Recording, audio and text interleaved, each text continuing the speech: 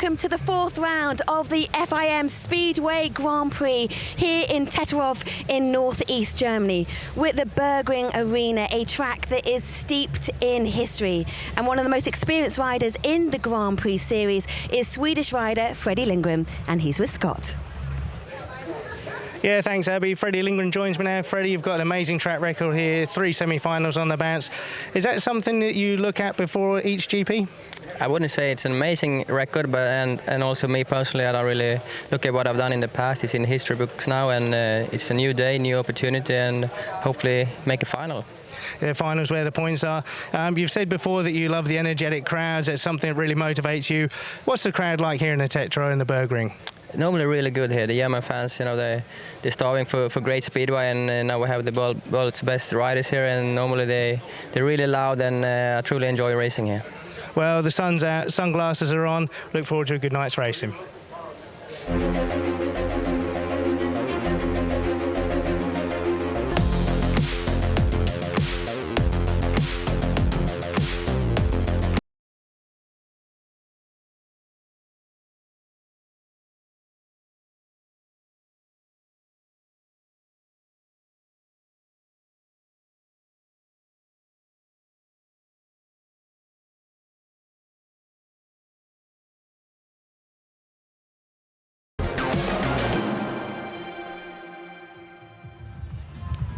After a 2-year absence, we're back at the Burgring Arena. It's 5th time playing host to the German Speedway Grand Prix. And Calvin Tatum joins me now. Calvin, where we are on the Speedway track, really close by is the famous grass track circuit. And this weekend it's celebrating its 100th event. It's a really iconic circuit, isn't it?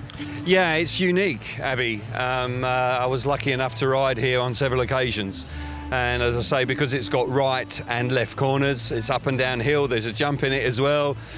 So yes, it was something very special, and it was a bit of a pilgrimage to come back here for the Pfingsten weekend every year. So yeah, delighted to be back. Did you love it? Yeah, you know, I was lucky enough to be pretty successful on the track. So yes, we had some special days there.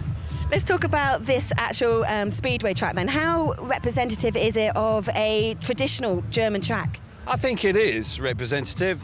They've worked very hard here. They've introduced a little bit more banking. Initially it was totally flat. They've improved it, the material's got better. And as I say, they've run 4 Grand Prix here in previous seasons. So yeah, they've upped their game, and it's a great arena. You know, when we have an evening like this with the sun's out and thousands in, it's a terrific venue. How do you see it going this evening? Well, you know, I think there are some past winners here, and I think riders are coming here beginning to find their feet. But Bartosz Marslik is somebody that I think is going to be, he'll be disappointed not to have made the last 2 finals. So it's difficult to look past him. He is red hot in qualifying every time. He's topped the time sheets every time. So I think Ty Woofenden is ready for a win. Calvin, thank you so much. Well, where we are in Germany, just a few hours away, is the Danish border. And this year we've got 3 Danes competing in the Speedway Grand Prix series. Let's find out a bit more about them.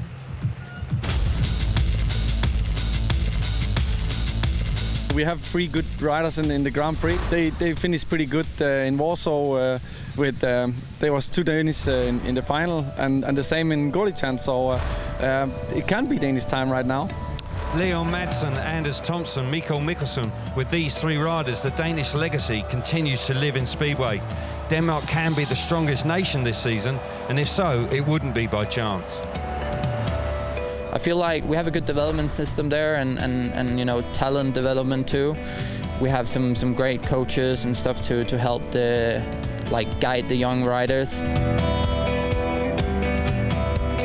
In Denmark, when you learn race speedway, when you're coming up from the young classes and that, you learn to race a little bit more technically, because the tracks in Denmark are much smaller, like they are in Poland, for example. The family is all together with the sport. We have a lot of tracks. We can practice every week on different tracks. So I think maybe because also back in time we have like Ole Olsen, Erik Gundersen, Jan Pedersen, Hans Nielsen was so big name that the parents always look at them and say, hey, maybe you want to try the Speedway kid. The big goal for the Danes this year, the Speedway of Nations at the end of July in Esbjerg. On their home soil, they aim for a very first victory. It's a big thing for Denmark.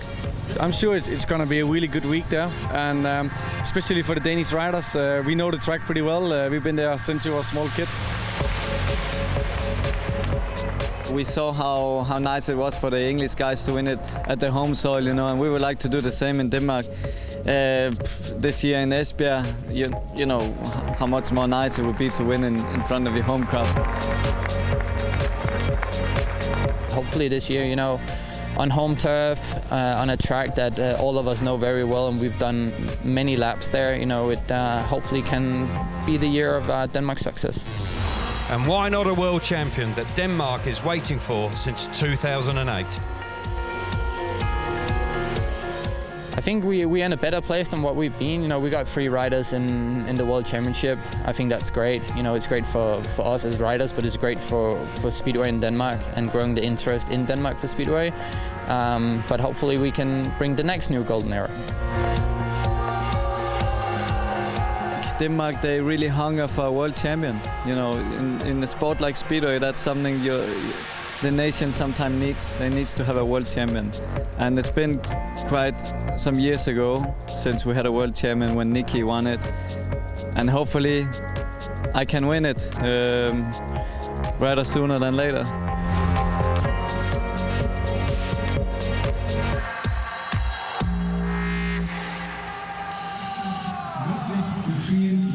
Well, we are joined by Danish team manager Hans Nielsen. 22 world titles, individual, pairs and teams. Pretty impressive. How are you able to pass on that wisdom and success to your Danish riders? Well, it's obviously a while ago since I won those titles, but, you know, I learned a few things during my years, and I try to give a bit of tips here and there. And but obviously, you know, we've got 3 riders here, and it's difficult, obviously, to give 100% to all of them. But, you know, whenever they want some help, I'm here. And 3 different riders, 3 different personalities. We've got Leon Madsen and we've got Mikkel Mikkelsen behind us. How are you supporting and motivating them all differently? Well, yeah, as you say, they're different riders, and you know, some of them are good starters, some of them are good passers, and but generally they are good riders altogether, and they can ride well on most tracks. So it's you know, it's always the question: what's the track like today, and how is it going to ride? Who's it going to fit? But I would say they're pretty all-round riders, all 3 of them. Who might it fit? Depends how the track turns out. You know, we saw the practice, and it was okay. It was a little slickish. We saw now with the track walk, there's a few grooves in the track, and so it could be a little tricky out there. So the start could be important, and obviously, you know, Leon is you know, normally likes to be able to you know, pass on the slickish track. I think Mikkel is a good trapper, could help him tonight. But Leon, you know, got a better trapper over the last few years. And this is a racer, and as Thompson is a racer, and but can also trap. So they, you know, if they have the night, each of them, they can hopefully reach the final and do well. Hans, thank you so much. Well, 2 riders that are having their debut in the Grand-Prix series this year is Aussie star Jack Holder and British talent Dan Bewley. And Scott caught up with the 2 young guns in the series earlier today. So Jack Holder and Dan Bewley join me now. Dan, your first full series in the GPs, how you find things? Yeah, you know, it's been good. We've had some ups and downs, but you know, it's good to be here and, you know, get among it a little bit. Jack, same question to you. You've had a couple of wildcard entries, but your first full-time in the series. How are things going? Yeah, not too bad. You know, I'm just missing out in that semi-final, which is always disappointing. But yeah, we're working on it, and hopefully a good one tonight. Talking to semi-finals, last time out in Prague was your first heat win, a big heat win, and your first semi-final. That must have been pretty cool. Yeah, you know, I felt like it had been coming for a while, you know, just to get a heat win, and then, you know, it's tough, you know, every point matters, and we just had enough to make the semi, and, you know, that was the next goal, really, so I was pretty happy with that. So, Speedway, you're pretty new to it. Just tell us a little bit. You come from the motocross scene. 2015 was it you first started on Speedway?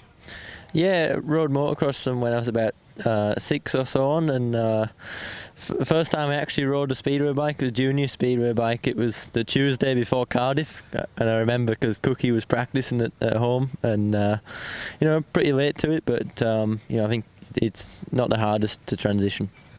When you made that transition to Speedway, did you think you would be where you are now? Because start 2015, you had a nasty accident, 2018 or 19, a lot of time out, then to be a Speedway Nations World Cup winner last year, now full-time series. Do you have to pinch yourself? Yeah, for sure. You know, it's pretty crazy how it's worked out, but you know, I never even thought about the GPs a few years ago, and then, you know, to be honest, a few years ago I nearly packed it in. So, you know, it's pretty cool how it's happening, but you know, just keep the ball rolling. Jack, tell us a little bit about where you come from. Obviously, opposite side of the planet. Obviously, you're from a very Speedway-orientated family. Where did it all start for you? You know, my whole family on Dad's side were into motorbikes, and, you know, Dad did a little bit, but yeah, he went all right, but, you know, he had 2 kids at the time. He had James and Chris, so yeah, he was just sort of did it for a bit of fun, and the boys got the bragging rights in. Yeah, exactly. And then yeah, just doing a bit of flat track back in Aussie. You know, Chris and James, you know, they did road racing, motocross, and yeah, and then they tried a little bit of Speedway, and I come along, and, you know, that's all they sort of did, and yeah, and then I just watched them, and, you know, they came overseas and, you know, pursued their dream, and, you know, there was nothing more that I wanted to do too. So yeah, I just followed in their footsteps, and here I am today. Well, thanks for joining us, Jack. Thanks for joining us, Dan. Can one of these 2 boys make the semis and go even better and make the final? We'll see you later on. So Scott joins me now. Welcome, Scott. It's nice to see you looking so smart. Very dappish white shirt.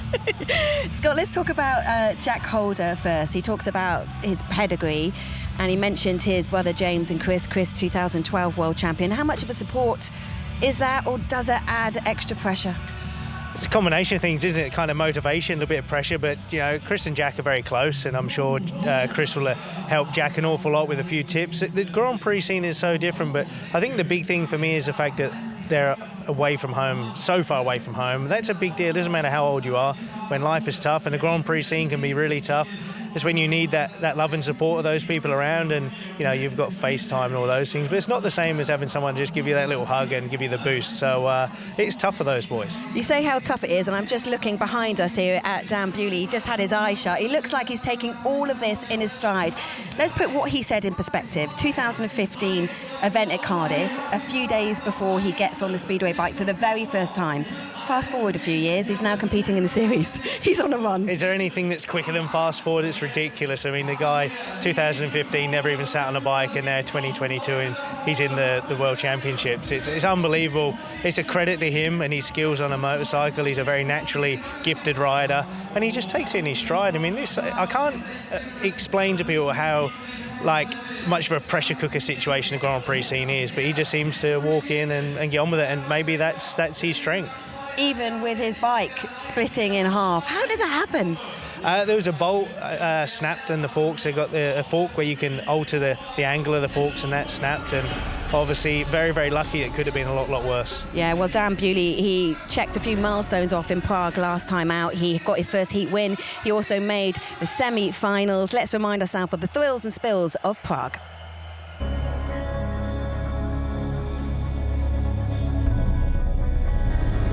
Green light is about to come on. Woofenden was a little bit nervous on the start. Tight away into the first turn. Woofenden's just about there. Janowski's round the outside. Janowski gets to the front round the outside. Janowski through. Followed home closely there by Ty Woofenden. They make the final this evening. Semi-final number 2. Away they go. Martin Vasilik makes a really good start. Really gets to the first corner in front. Jason Doyle alongside him. Anders Thompson. Oh, he's gone down.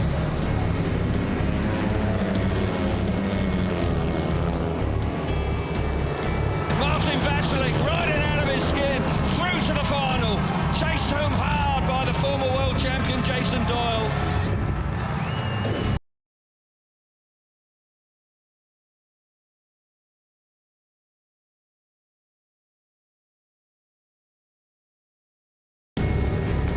Here we go in the Marquetta Stadium. Green lights on. Oh, Janowski's blown it on the start. Away they go. The red light's on. He'll have to be out. He's had a warning already. Oh, that's desperate for Matsej Janowski.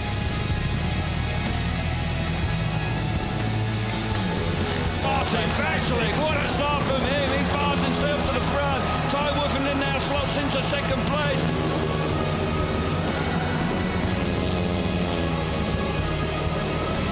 One last turn for Martin Vasilik. As he comes out of turn number 4, the crowd are on their feet. Martin Vasilik wins in fine style here in the Marketa tonight.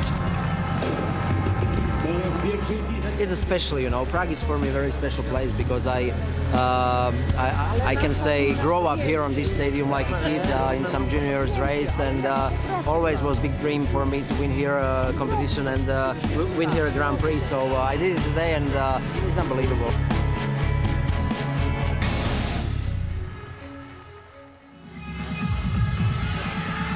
After 3 rounds, this is what the championship standings look like. Despite missing the last 2 finals, it is Bartosz Szmartyk who currently leads the way. His compatriot Maciej Janowski is just behind him in second, and the Danish rider Leo Madsen currently lies in third. Ty Woofenden, he was on the podium last time out, so he made up some big points, and he currently lies in 5th. So, Scott, we've got the riders waiting just behind us. Let's get excited about this championship because it's wide open. We've had 3 different race winners in the first 3 rounds of the season. And that's what we want, isn't it? We don't want somebody running away. I think Zmarzlik at the start of the season was definitely the firm favourite. I still believe he is, but you know, those 2 little blips not making the finals those last 2 rounds has kept it tight at the top and keeps it wide open. And Martin Vasilik, you think he only got 9 points in the first 2 rounds, but he was flying in Prague. He was, you know, what a rise from 15th up to, I think, 9th or 10th in the series. But Max Prix did it before, so yeah, that's GP racing. It's tough, but it just goes to show that these riders are at the best, and if you have a slightly off-form night, it can really hurt your score. Did for those guys, but they bounced back, and that can be an inspiration to the other boys having a tough time in the series at the minute. You know, instill that belief that you can actually do it. Yeah, and you say tough, and Ty Woofenden has been having it tough for the first couple of rounds, searching for setup, but he seems to be making steps, getting on the podium, as we mentioned in Prague. He certainly did, you know, change engine tune as partway through the season is always tough, but Prague is a good hunting ground for Ty. Obviously, he went there in a good mood, good spirit, and come away with a silver medal. Maciej Janowski, how much is he going to rue that missed opportunity, getting disqualified in that last, in the final in Prague? Oh man, he would have been kicking himself on the night because he could have been leading the championship coming in tonight, but nonetheless he still bagged 14 points, still in the mix, just 1 point off the chase, and that will be put to bed. He will have forgotten about that. Obviously Greg Hancock, a mentor, will have just told him to bin that, take the positives, move on to tonight.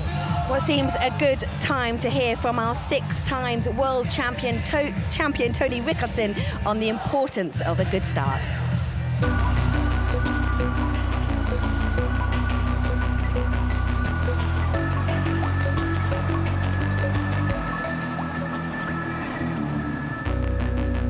In Speedway, quick reaction times to the tapes are absolutely crucial.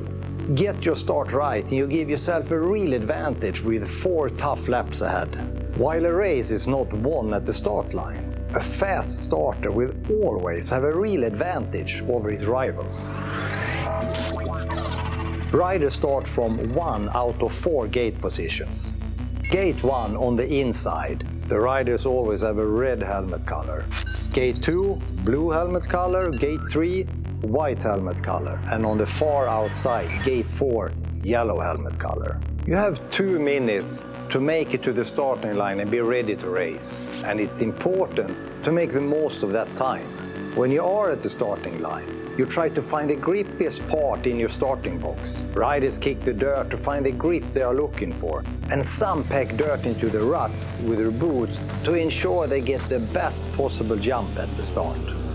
They are then called forward into the starting box by the starting marshal. Riders can choose to line up close to an opponent to put some extra pressure on them, or maybe tempt them into making a false start. Mind games at the tapes are nothing unusual. The referee puts a green light on. Riders start to rev up the bikes and focus on the starting tapes. The tapes will lift automatically after randomly held for roughly 2 to 5 seconds. Dropping the clutch rapidly is crucial. Fast reaction will make a huge difference to your start. If you hope to have a good run into the first corner, you need to try to avoid the other riders who want to block you. The first corner is usually 30 to 60 meters from the starting line, and it is important to find good traction all the way into the first bend. If the bike grips too much, riders can use their clutch as a traction control. Slip in the clutch with the left-hand fingers to get the perfect drive. Get all of these things right, you have a very good chance of making a great start. Scott, mind games, that's an interesting one. How much do they play a part in starts? Do you know what? There's a great feature there by Tony and Discovery to do that, but I think that's just a small part, but the mind games are all around. You know, the mental aspect in this sport is huge. I think that's one of the big differences that separates the boys at the top. But, you know, there's an awful lot to think about when you're at the start line. Is, you know, like Tony just said, you got the 2-minute clock, you got all the bits and pieces, finding your perfect spot. Yeah, there's some bit of trickery. Some people will purposely maybe line up next to you, just that psychological little edge if they're feeling good. So there's an awful lot to take into account, and I encourage the viewers to have a little look and see if they can see any trickery at the starts. And how essential is starting going to be tonight? It's a short run to that first turn. Starting is so essential in Grand Prix, but especially here the track is quite slick. The track will develop, I'm confident it will develop later on, but like you said, it is a short run to the first turn, so those outside gates could be quite tricky early doors, especially gate 3, it's right on the racing line. And here the ruts, I believe notoriously get quite deep at the start, so that could be problematic for the boys later in the meeting. Yeah, so you say that all the riders were looking at gate 4, so where do you think the advantage is going to be this evening? The inside gates are always the advantage. Gate 3 is notoriously the bogey gate here, but gate 4 is interesting. We had a look in practice, there was a nice dark soft bit right up by the fence, so early doors I think gate 4 could be quite handy. I'm going to admit, Scott, I didn't hear anything of your last answer, but I'm going to take faith that it was a good one. Well, earlier today we had qualifying, and Bartosz Marcik, he was fastest again. This time he chose draw 13, and Scott had a word with him. So Bartosz Marcik joins me, the king of qualifying. Again, you top the leaderboard. Yeah, I'm very happy again. The first time I win in the qualification this year, and I take also the 13 numbers because I want to change the after Prague, and yeah, but number I think so not too much important because you know must make it about 10 points and be in the semi-final, and semi-final so more important the whole meeting. Yeah, you have to win from every start. When you did the track walk, did you see something that made you choose gate 4 in the first race? I think so. So we'll see, because so really slick and few laps, so a little bit open track, this material going to the outside, and I think so good line for the racing. And but this moment really don't know, but we'll see. Well, good luck with the rest of the night. Thanks for joining us. Thank you. So Scott, why draw 13? I was surprised at first because number 5 seems to be the one, and man alive, isn't he the king of qualifying? He just seems to be able to pull that fast time out any time. But I firmly believe he went for draw 13 because you get 2 gate 1s, but early doors, first race, he's got gate 4. And there was that little soft bit of material right up by the fence, which will probably go. So I think he felt confident that he can make that work in his first race. Well, let's see. We're moments away now for it all starting. It is so hot, and it's absolutely packed. The arena is packed to the rafters. It's such a great atmosphere. It is amazing. The sun's out. It is absolutely packed. Obviously, you know, the cameraman's in front of us. The stadium behind is absolutely rammed. It's so cool to see that. It's a brilliant for the riders. It certainly gives them a lift, and yeah, can't wait for it all to start. And it's your first experience here. It is. I've never been here before, so it's really cool for me. It was really interesting seeing practice and the time qualifying. But more importantly, it's cool to see a packed out house. Okay, last question then. Who do you think is going to be on the podium tonight? Oh, damn it. Why'd you have to ask me that? You can't rule Marcik out, can you? No, but he hasn't made the last 2, so who knows? Do you think we'll get a different winner? Calvin's saying it's time for Ty Whifferdom to be on the top spot. Definitely so, but you know, Robert Lambert, he's had a real tough time, but he was super quick, only just pipped by his Marcik in practice, so let's keep an eye out for the British boy too. Scott, thank you so much. So the 4th round of the FIM Speedway Grand Prix is coming up. Stay with us.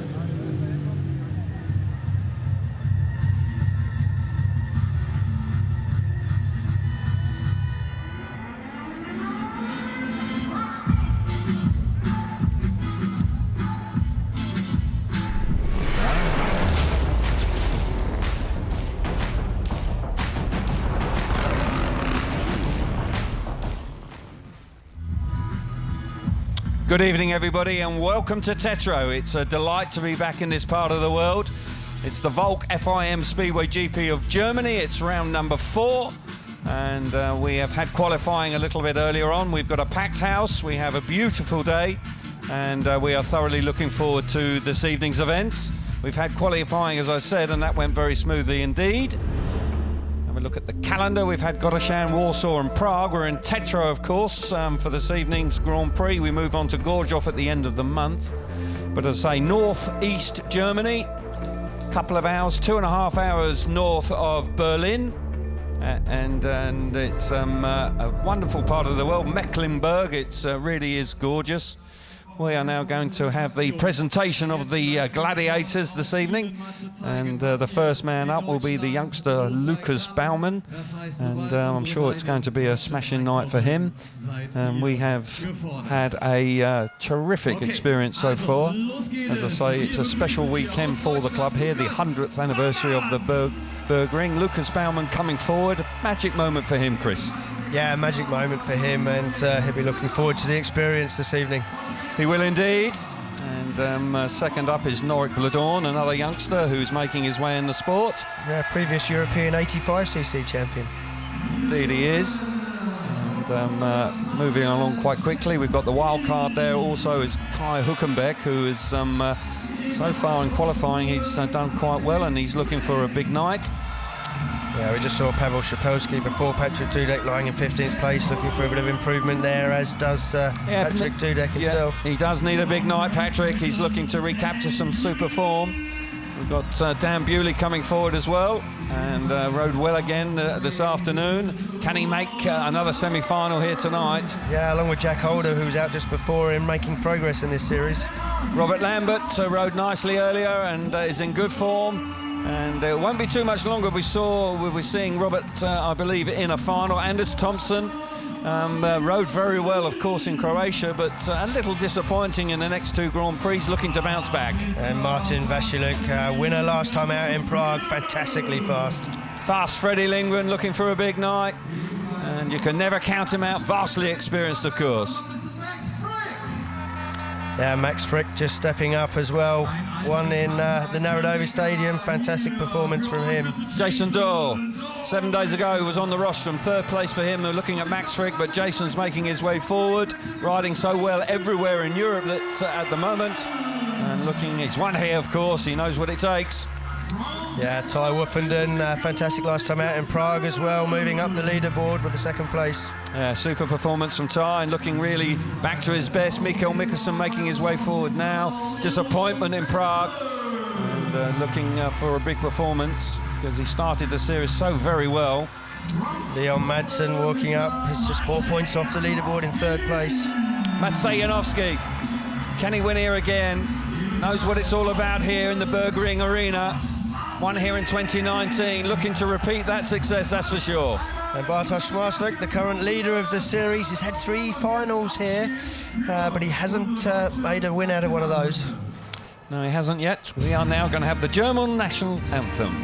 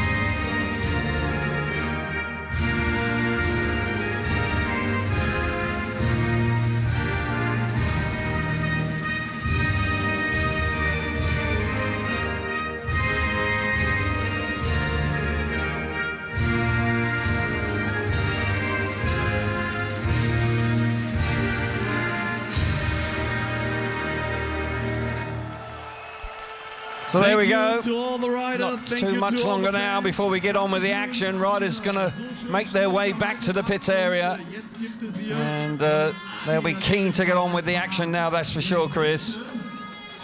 Yeah, they'll be looking forward to getting out there. They've obviously had the qualifying earlier today, and it's just the calm before the storm.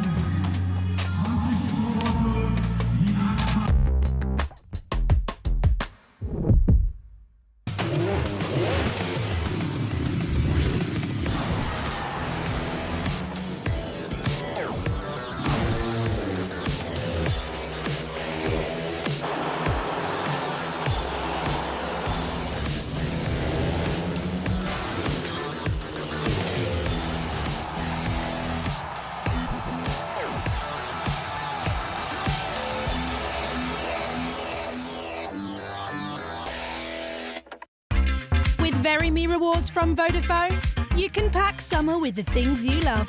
Win tickets to the summer's hottest events, including Wimbledon and festivals like BST Hyde Park.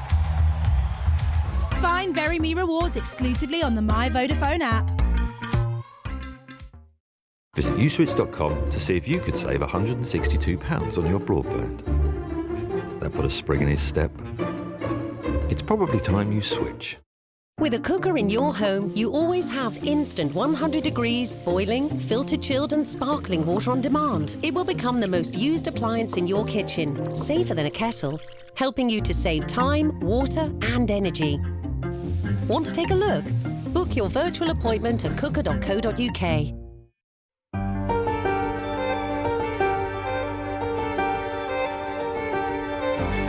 Scottish Widows, taking on your future together.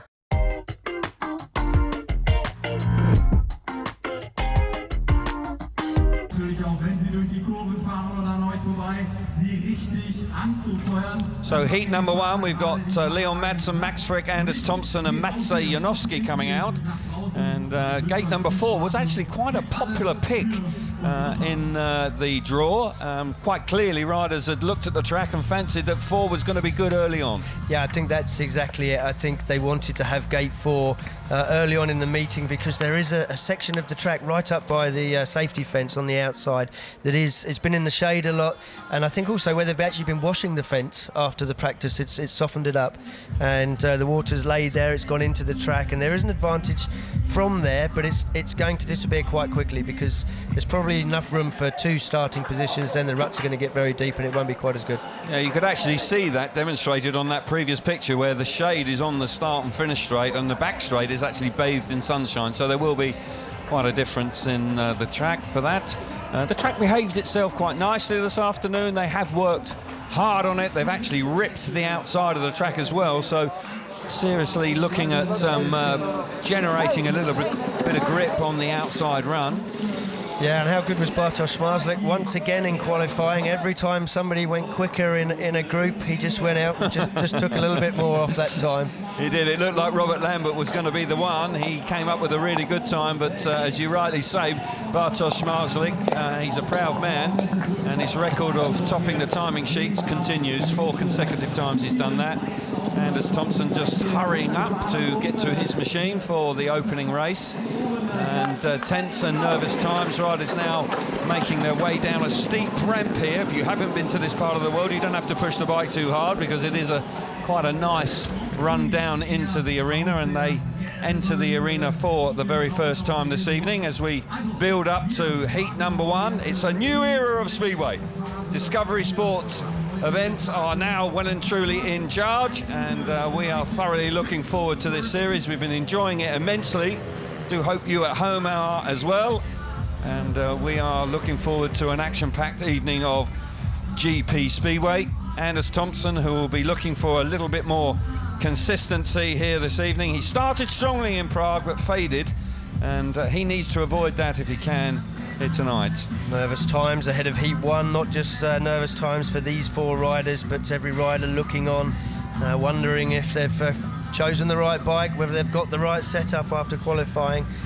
And that man there, Leon Madsen, he's been indifferent in qualifying. He was a little bit average by his standards today, but he's got gate 1. The track is going to start a little bit wet. It is going to take a few races, I feel, to develop. I think in Heat 1 I would prefer to be off gate 1 rather than 4, Kelvin. Well, we will see. Madsen just now settling down. So heat number 1 on the inside is Leon Madsen in red. Gate number 2, Max Frick. coming out of there in the blue helmet colour. Anders Thompson out of gate 3 in white. And Maciej Janowski goes from the outside in the very first race of the night in the yellow helmet colour off of gate number 4. Heart rates are up, apart from Anders Thompson, who looks remarkably calm. But gates 1 and 4 look like they're fairly high, 173, 175. So, yeah, it is nervous times, waiting for the start marshal just to pull you forward. Riders just taking a few moments just to find that spot they want. The track will and the start line will dig up. There will be ruts there. Scott Nichols in the pre-show did point that out. So here we go. Green light comes on now. You can see it. Tapes are away and we go to the first turn, and it's all about Madsen on the inside. Maciej Janowski there alongside him. Madsen makes half a mistake. Janowski now pounces. Brilliant move from the Polish rider. Charges to the front. Leon Madsen just making that half a mistake and just lost the lead there. Frick's there challenging as well. Thompson is out the back. But Maciej Janowski, right place, right time. Absolutely, Leon Madsen will be kicking himself. He's come off gate 1, he's made a fantastic start. He had a look across, he knew where the other riders were, and just at the wrong time, they let the bike lift. A little bit too much traction went across the corner, and Janowski didn't need asking a second time, pulling clear at the front. He is indeed, he's looking good. He's putting that disappointment at the final last weekend behind him here, well and truly. He's into that last lap now. He's pulled away. Leon Madsen has now stamped his authority on second place. Max Frick back in third. But Maciej Janowski, a superb move in that first corner, and he wins the opening race of the night comfortably. 3 points for him. Leon Madsen back in second place, but this man meant business there. He got himself away from the outside, and as he came off that first turn, he just went through them like a knife through butter. Yeah, he gave himself that opportunity. He made a great start from 4. The advantage seemed to come from the inside and the outside, and he was there ready to pounce as soon as Leon Madsen made that mistake. Yeah, frustrating for Leon Madsen, but not disastrous. 2 points is still very useful. Max Frick back in third place. Anders Thompson will be a touch disappointed. Result then, 3 points for Maciej Janowski, 2 points for Leon Madsen, 1 point for Max Frick, and Anders Thompson missing out in his opening ride. But gate number 3 is often difficult here. It is, but inside and outside there, Leon Madsen on the inside makes a good start there. Just working the bike, working the throttle, picks up too much traction. And Janowski from gate forward made a good one. He was in the perfect position to take full advantage. You can see there, Madsen on the outside. He knows at that point that they're all coming through. Luckily for him, he manages just to get the bike around this corner ahead of Max Frick, who chased hard all race but wasn't quite able to get through. He was vulnerable there, the Madsen, though, wasn't he? Because he was sort of mid-track and he could have been in no man's land, and Frick, you know, with a little bit more drive, could have slipped through as well. Yeah, Max will, you know, he'll have seen that opportunity opening up, and you know, he could have taken advantage of it, but set up just not quite there for his first one. Perhaps caught out a little bit by the amount of water on the surface. Yeah, well, there's no surprise there. It's red hot here, and they're going to keep this meeting going for 23 races. It's heat number 2 now, though, and we've got Robert Lambert out here and Jason Doyle third a week ago in the Marquetta Stadium. Good performance from the Australian. Got 2 Australians here in actual fact. We've got Jack Holder alongside him as well. But Robert Lambert on the inside. He will go there from the red helmet colour. Jason Doyle in blue, gate number 2. Gate 3 in white is Jack Holder. And Frederick Lindgren will go from the outside in yellow. Strong looking lineup here. Very strong looking lineup, and Robert Lambert, quick today in qualifying, started the series with 2 race wins in Goroshan and hasn't won a race since, so he's going to be looking to turn that form around. He will indeed. He was impressive earlier on today, so he will settle down now for his opening ride. The green light will come on. It is, and away they go. Gate number 1 working well as well again, and Freddie Lindgren from the outside is pushing hard, pushing very hard, and he's really done a business there. Fires himself to the front as they go into turns number 3 and 4 in the opening lap. Good move from Freddie Lindgren there. Robert Lambert on the back wheel. How has he held on to that? But it's cost him. Yeah. That cost him there because Jason Doyle has forced his way through, and Lambert's gone to the back. Disappointment for the British rider there. Jack Holder now. Robert Lambert forcing his way back up through the inside, but got to say that lift there from Robert Lambert really did hurt him. Robert Lambert in the thick of the action, but you're absolutely right. Again, the bike just losing the forward momentum as the front wheel goes up in the air. And Freddie Lindgren, great first lap from him. We can see there Freddie Lindgren just perhaps catching a little bit of grip, a little bit of unexpected grip. They really have got these bikes on the edge from qualifying today. They've got short wheelbases, ignitions perhaps back a little bit, really making these bikes drive forward. Right at the last turn, Freddie Lindgren in heat number 2, super ride from him, smashing move in the first corner. Really did do the business there and worked hard initially. Robert Lambert will be a touch frustrated there. He had that race and just lifting there and just having to control the bike on the back wheel slowed his momentum down, and Jason Doyle also pounced and came through into second place. But for Freddie Lindgren, he'll be chuffed to bits with that, coming from the outside and making it work in the first corner. And that interview we saw with Bartosz Smarczyk with Scotty Nichols, he did talk about it. So the result then, Freddie Lindgren 3 points, Jason Doyle 2, Robert Lambert back in third place, 1 for him, and the young Australian Jack Holder just missing out. But a strong start from Freddie. Yeah, we often say it, Gate 4 does give you opportunities in the first turn, not normally this early on in the meeting, but again the starts come from red and yellow on the inside and outside, and you can see there, I think Robert just maybe just struggling for grip. He's having to work the bike very hard and they can't quite make it, put the power on the ground coming off the first turn. But here, it's more grip than he wants. You can see him working the throttle there. Great throttle control just to keep the bike going forward. But he gets too much lift, loses that momentum. And first of all, Jason Doyle steams through. And then he comes under fire from Jack Holder, but manages just to grab that third place back. He did indeed. It was... had to bounce back there. He got himself into a little bit of a 2 and 8, hadn't he? You know, it was a bit difficult moment. I don't know if he could have done anything else about that. It was just unfortunate to get that much grip coming out of the corner. Freddie Lindgren, well, he's not worried about that. He certainly rode very strongly indeed, and he'll be pleased to get the 3 points in his opening ride. And riders are already up at tapes for heat number 3 here. We've got the wild card out here, Kai Hülkenberg, who I'm really looking forward to seeing ride. He's a local man and will have plenty of support in the stadium. Ty Woofenden also has ridden well, and last week's Grand Prix second place has transformed his Grand Prix season. So on the inside, Kai Hülkenberg in red, Patrick Dudek comes out of gate 2 in blue, Ty Woofenden will come from gate number 3 in white, and Martin Vašilik coming out of gate number 4 in yellow. And it was a spectacular win for Martin Vašilik in the Marketa Stadium 7 days ago. Can he build on it now? Gate 4's been working pretty well in the opening couple of races. Green lights on and up they go. Brilliant stuff once again from the outside. Martin Vašilik absolutely jet propelled from there. Really did make it work. Patrick Dugard now slots into second place. Woofenden's wide, very wide there. He's vulnerable there with Kai Hülkenberg up the inside. Woofenden just recovers in the nick of time, hanging on to third place. But Martin Vašilik's down. No, 2 of them down. Yeah. I think Ty Woofenden may have reacted to the fact that Martin Vašilik had actually come off the bike. He may have just got off the gas at the wrong point because he lifted violently as well. Interesting decision now for the referee Craig Ackroyd there. Will he have any sympathy for Ty Woofenden, because they're both in danger of being excluded here, because effectively you could look at it as 2 separate incidents. Yeah, we'll have to see if he got off the gas as a result of what happened. Good to see them both up and about. Bikes are probably more damaged than riders here. We'll watch it again. Yeah, we've got Martin Vašilik out front. Now he's getting into trouble just here. Loads of... Oh no, Ty as well. No, I think it's just synchronised crashing. Yeah, absolutely. You're going to have a rerun, I would suggest, with just 2 riders. There's a rut appeared there. I tell you what, Woofenden, the bike just leapt. Violent. Absolutely. My eyes were caught on the fact that Martin had gone down. I didn't see how violently the bike reacted. He was vulnerable initially here, Woofenden.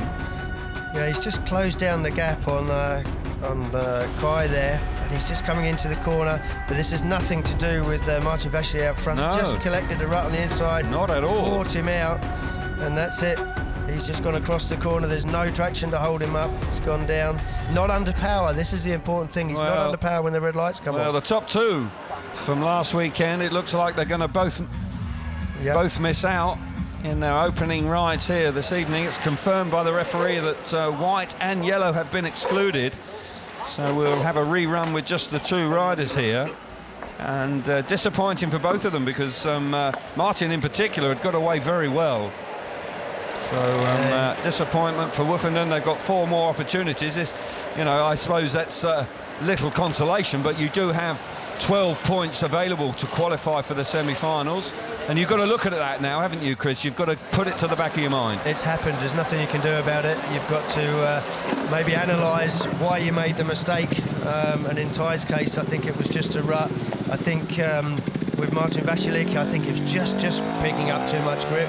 It looks like the lads have all come from qualifying this afternoon in the hot sun. The track was quite a bit drier. They've made those changes to the bikes to maximise the traction, and maybe some of them are just getting a little bit too much at the moment. Yeah, I didn't see that rut on the inside though in qualifying. That seems to have appeared.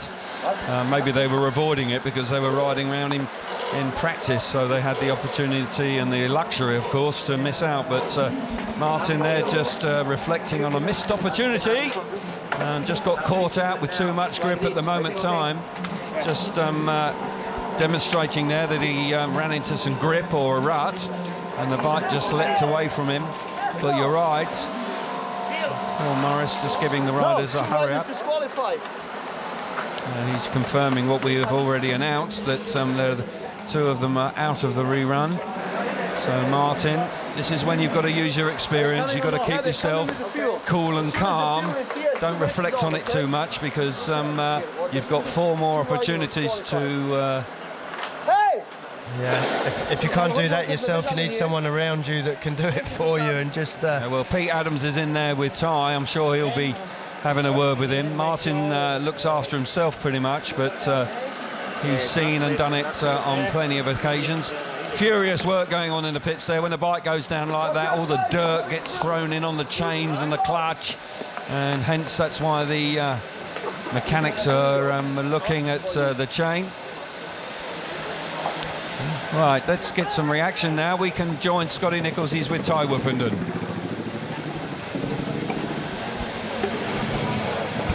Yeah, I'm with Ty real quick. Ty, really caught you out there. Obviously you hit a rut, but was that on the track walk? Did you see that at all? Yeah, there's plenty of ruts out there after the last qualifying session, but I just came into that corner off the gas a little bit, and it caught me out. Obviously caught Martin out as well, so now I'm covered in shit. Got to clean it. Well, apologies for the bad language there, but mate, as long as you're okay, you're all good in yourself? Yeah, man, sweet. Right, all the best. Good luck for the next one. Thank you. Thank you. The qualifying, that was information that was good for us, because we didn't see riders actually losing that much control earlier on. But 2 riders back up at tapes, and we will have a rerun with it's effectively a match race now between the 2. Ty looks pretty relaxed, and I'm sure that he will dig in and produce the business in his upcoming races. Here we see it on the inside in red is Kai Hülkenberg. On gate number 2 in blue is Patrick Dudek, and no riders in the gate number 3 and gate number 4. So just a straight shootout between these 2, an opportunity for big points. Got to take that opportunity now. Green lights on, and away they go. And it's neck and neck into the first corner. Kai Hülkenberg makes it his, avoids that rut, which is good news for him. Patrick Dudek had his elbow out there trying to get himself to the front, but Kai Hülkenberg was having none of that. And as they complete the opening lap, the wild card, he's from this area, but lots of support. I tell you what, he's riding a nice line there, and they've managed to avoid that rut, and they're looking good. Yeah, the 3 times German champion out front. The crowd will be happy with this. And feel for Patrick a little bit. He'd made a decent start in the first attempt off gate 2. He'd actually got across Kai Hülkenberg, but Kai this time determined in that first turn. He was indeed. He's hugging the inside. Front wheel touching that white line, and actually had over it there at times. Going into the last lap. Patrick Dudek is certainly not letting this go. He's having a real go in second place. He's got one more opportunity now. He charges into turn number 3. He's on the outside. He's winding it up on the charge to the line. He's coming. Oh my goodness gracious. Very tight indeed. Gonna have to watch that back. I don't know which way it's gone. I think maybe Dudek would have got that, to be honest. Dudek tried awfully hard there. It looked like Kai Hülkenberg for 3 3/4 laps had that all sewn up. See it again now on this run to the line here, Chris. Yeah, it's very, very close. Late charge from Dudek on the outside here in blue. Ooh, that is cool. That is a real tough call. Craig Ackroyd will have to declare a result. This angle might be better. I tell you what. Looks Kai Hülkenberg by the skin of his teeth. picks up his win. Great effort from Patrick Dudek in second place. And a really exciting race for us to watch after all the shenanigans that went on earlier on. Kai Hülkenberg, 3 points for him. Patrick Dudek back in second place. A good effort, 2 points for him. And Ty Woofenden and Martin Vasilic excluded and failing to score. But for Kai Hülkenberg, well, a sigh of relief, I would think, after that effort from Dudek. Yeah, Dudek really took the challenge to him. He made so much ground up on that last corner. He went into the corner a good 2 or 3 yards behind and still managed to almost get around the outside of him. I wouldn't have thought the track had developed quite enough grip on the outside there to do that, but he's showing plenty of speed. But he seemed to generate a lot of speed coming off a turn 2 on that last lap, and he had a lot of speed down the back straight, Chris. Yeah. And he was totally committed to that outside run. Completely. He only had one idea, and that was just to go to the right of the back wheel there of Kai Hülkenberg, and almost made it work. Heat number 4, and we see Bartosz Marslik for the first time this evening. And here we're going from the outside gate. Mikkel Mikkelsen there on the inside. And Bartosz, as we said earlier, was the fastest man in practice. And he chose to ride at number 13. He will have back-to-back races. We'll see him in heat number 5 as well. On the inside then is Mikkel Mikkelsen in red. Dan Bewley will come from gate number 2 in blue. Szapelski will come out of gate number 3 in white.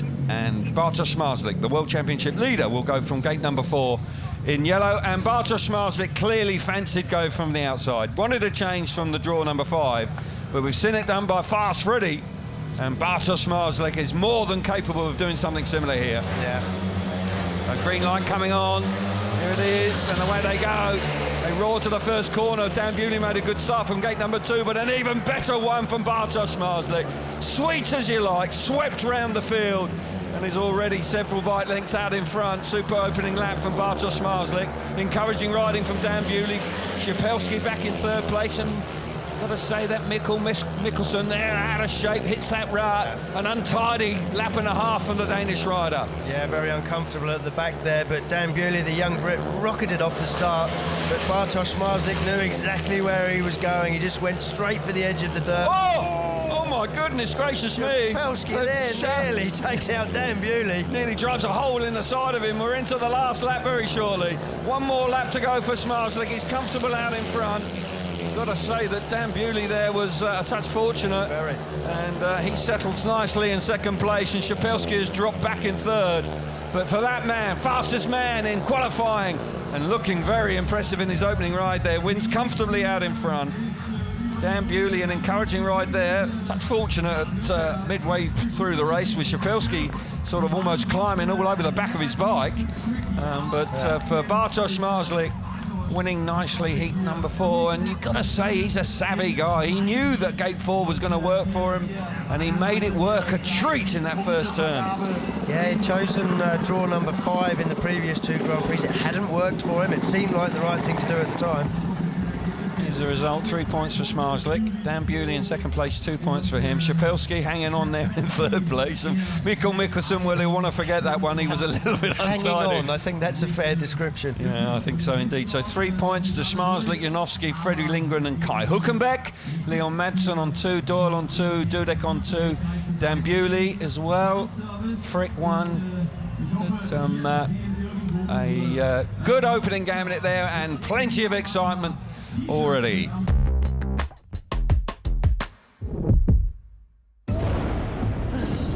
Oh, how about a spark of inspiration? Oops! Let's get this thing rolling. Ta-da! Try that on for size. Yeah! Level up in Forge of Empires. Play now for free at FOE.tv or download the app.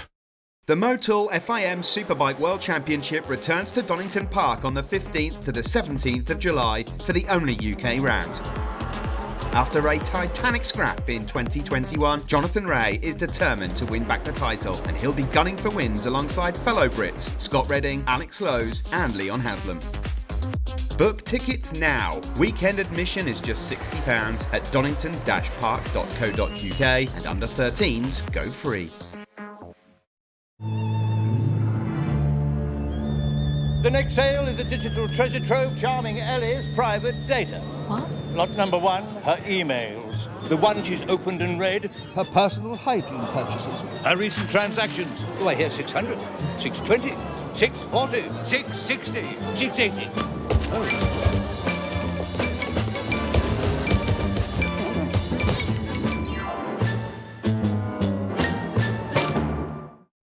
Get ready Oh God, I'm sorry. for all new comedy on Disney+. Just be cool. All the latest laughs and so much more only on Disney+. Ocado's got these Magnum Mini ice creams, now £2.75. And with £20 off your first shop, there's an Ocado just for you. Electric car insurance from LV. Run out of power and we'll take you to the nearest charge point or charge you roadside. Get a quote today at lv.com.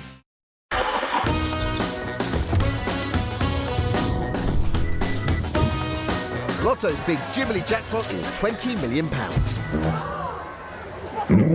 And it must be won this Saturday, or thousands of you will win a share of the jackpot. It could be you. Lotto, from the National Lottery. There's no animal like them. There's no place like their home. But they're losing their home. And we're losing the elephants. Please help WWF protect them and their homes.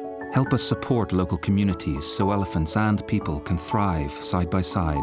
Call 0800 035 5916 or search WWF Adopt an Elephant and adopt a better future for elephants for just £3 a month today. Feel your best with Nivea Men's Sensitive Moisturiser. Soothing all-day relief from the UK's #1. Visit uswitch.com to see if you could save £162 on your broadband. That put a spring in his step. It's probably time you switch.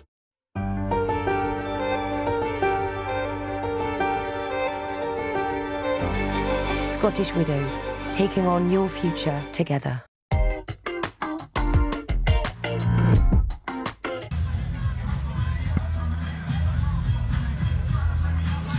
So, yeah, not too much more track preparation to wait now, and we'll be on with the action. Got to say, it was pretty dramatic stuff in the first 4 races, Chris, and certainly going to be it's going to be all night long, I suggest. Yeah, I think these ruts are going to develop and get deeper, and there's going to be a few more of them. The guys battling with the track as well as each other, but yeah, I think it's going to get interesting, and this race looks very interesting. Smarsnik on the inside, and he's got Madsen, Lambert, Woofenden have all shown speed over the weekend. Yeah, it's a very competitive heat number 5, that's for sure. It's just we're right looking down right over the start line here. So we can see there, FIM Speedway app there for all the live results and latest news. If you want to just get involved with that, we've got all sorts of platforms for you to actually catch up with the action. Discovery Plus as well, so you can actually look at the pit bays. But FIM Speedway app is there, ready for you to take advantage of. Heat number 5, Bartosz Smarsnik, the championship leader, going from the inside gate this time. And very impressive in heat number 4, of course. Robert Lambert just made that mistake there, just got too much grip and just the opportunity to hang on to second place, slipped away. Did well, actually, to recover to 3rd place to get the better of Jack Holder. And Ty Woofenden from the outside. Now, can he make that work? We've seen him do that sort of thing plenty of times. So frustrating for Robert, just because he knew he had the speed from qualifying. There was nothing between Bartosz Smarsnik and himself, and to be out front from gate 1 and then throw it away, very frustrating. Indeed, but a point is better than none. Woofenden just preparing himself. So heat number 5 on the inside is Bartosz Smarsnik in red. And gate number 2 is Leon Madsen in blue. Robert Lambert will come out of gate number 3 in white, and Ty Woofenden in yellow will go from gate number 4. And no points, of course, because he was excluded. He was caught out by that rut in the first turn. Doesn't want to drop too many more now. Doesn't want to be on the back foot after 2 rides, and with 3 to come. An important race this for Woofenden. Needs to find something. Very strong lineup. Got to say, this could be a final. Leon Madsen coming forward now. Settling down. Heat number 5. Green light is on. Away they go. Inside has worked well. Woofenden's there though. Look at that from Smarslik, hugging that inside. He now comes off the corner. Woofenden's there. Woofenden's there, right alongside him. Terrific effort from Ty Woofenden. Fires himself to the front. Where did he find that speed from? Superb effort from him. What a way to bounce back. We've got Robert Lambert back in 3rd place. Leon Madsen working hard on the inside, trying to keep the pressure on, but Ty Woofenden's away. Looking good out in front, and a scrap for 2nd and 3rd. Showing plenty of speed. Unbelievable move after a track grade to be doing that around the outside of the series leader. Bartosz Smarslik was fantastic for Ty Woofenden. Really starting to show confidence in his equipment now. He's starting to work it out. He's had a couple of meetings on it now and looking fast. Super out in front. Ty Woofenden working the oracle there through that first corner, getting the better of the championship leader. No easy feat. He's into the last turn. He's been riding out of his skin here. This is really an impressive ride. 3 points, and needed them, of course. Leon Madsen missing out, but for that man, Ty Woofenden, he's back to his best in this World Championship after that 2nd place in Prague last weekend. All of a sudden, a rejuvenated Ty Woofenden. First 2 rounds didn't go the way he planned, but I tell you what, that's a stunning performance from him. Looking much more like his old self, particularly in Prague with that 2nd place, looking comfortable, looking more confident in the equipment that he's sitting on, and yeah, you've got to say, Ty back to his best. Terrific ride from Ty Woofenden, 3 points for him. Smarslik in 2nd place, 2 points. 1 point for Robert Lambert, and Leon Madsen will be really frustrated with missing out that, but you can see this again. This is a superb move from Woofenden. Yeah, Woofenden puts himself in a great position here to make a charge down the back straight. Looks like Smarslik's done enough. He's getting a little bit of wheel spin on the freshly water track on the inside, and Ty very, very brave. You can see there Smarslik stretching his arms, getting his weight on the back of the bike. He wants to push it into the corner, wants to push Ty Woofenden wide. Ty's got over him. Fantastic move from Ty Woofenden. Yeah, that was a world-class move there from Woofenden. Smarslik just struggling a little bit out of turn 4 on the opening lap, and allowed Lambert in on the action, and it got tight there for a moment. They were squabbling over 2nd and 3rd, but Smarslik stamps his authority on it. But Woofenden, an impressive bounce back from the former world champion. So heat number 6 then, and just relaxing calmly in the pit bay there. Good to see that. They're up at tapes for the next race, and we've got Dan Bewley there, and the wild card as well. Max Frick, who was a wonderful winner in the Narodowy in Warsaw. What a night that was. A night he'll never forget. And all these riders are now going to want to keep pushing on. Kai Hülkenberg, of course, narrowly won his opening ride. And he will go from... Dan Bewley, excuse me, will go from the inside in red. Gate number 2, Kai Hülkenberg in blue. Max Frick in white off gate number 3, and Jack Holder off the outside in yellow. And Dan Bewley with a solid 2nd place, albeit that Szapelski tried to drive a hole in the side of him. Yes, He'll want to build on this now, Chris. Yeah, Dan Bewley, I said it earlier, he's my favourite as a dark horse tonight for a decent result. Here we go then. Gate number 6, the tapes are up and we're away. Once again, that inside gate has worked nicely for Dan Bewley, a little bit untidy. Oh, Max Frick as well, all over the place. Very nearly clipping the air fins there. Jack Holder comes through into 2nd place, and the 2 substitute riders are in here and they're leading away. Dan Bewley looking good. He won a heat, of course, last time out in Prague. And I'll tell you what, he's looking good for another one here. Yeah, these 2 youngsters both growing in confidence in this series, and riders bouncing around. Dan Bewley looked like he was going to make a big mistake around the inside, but he kept it under control very well.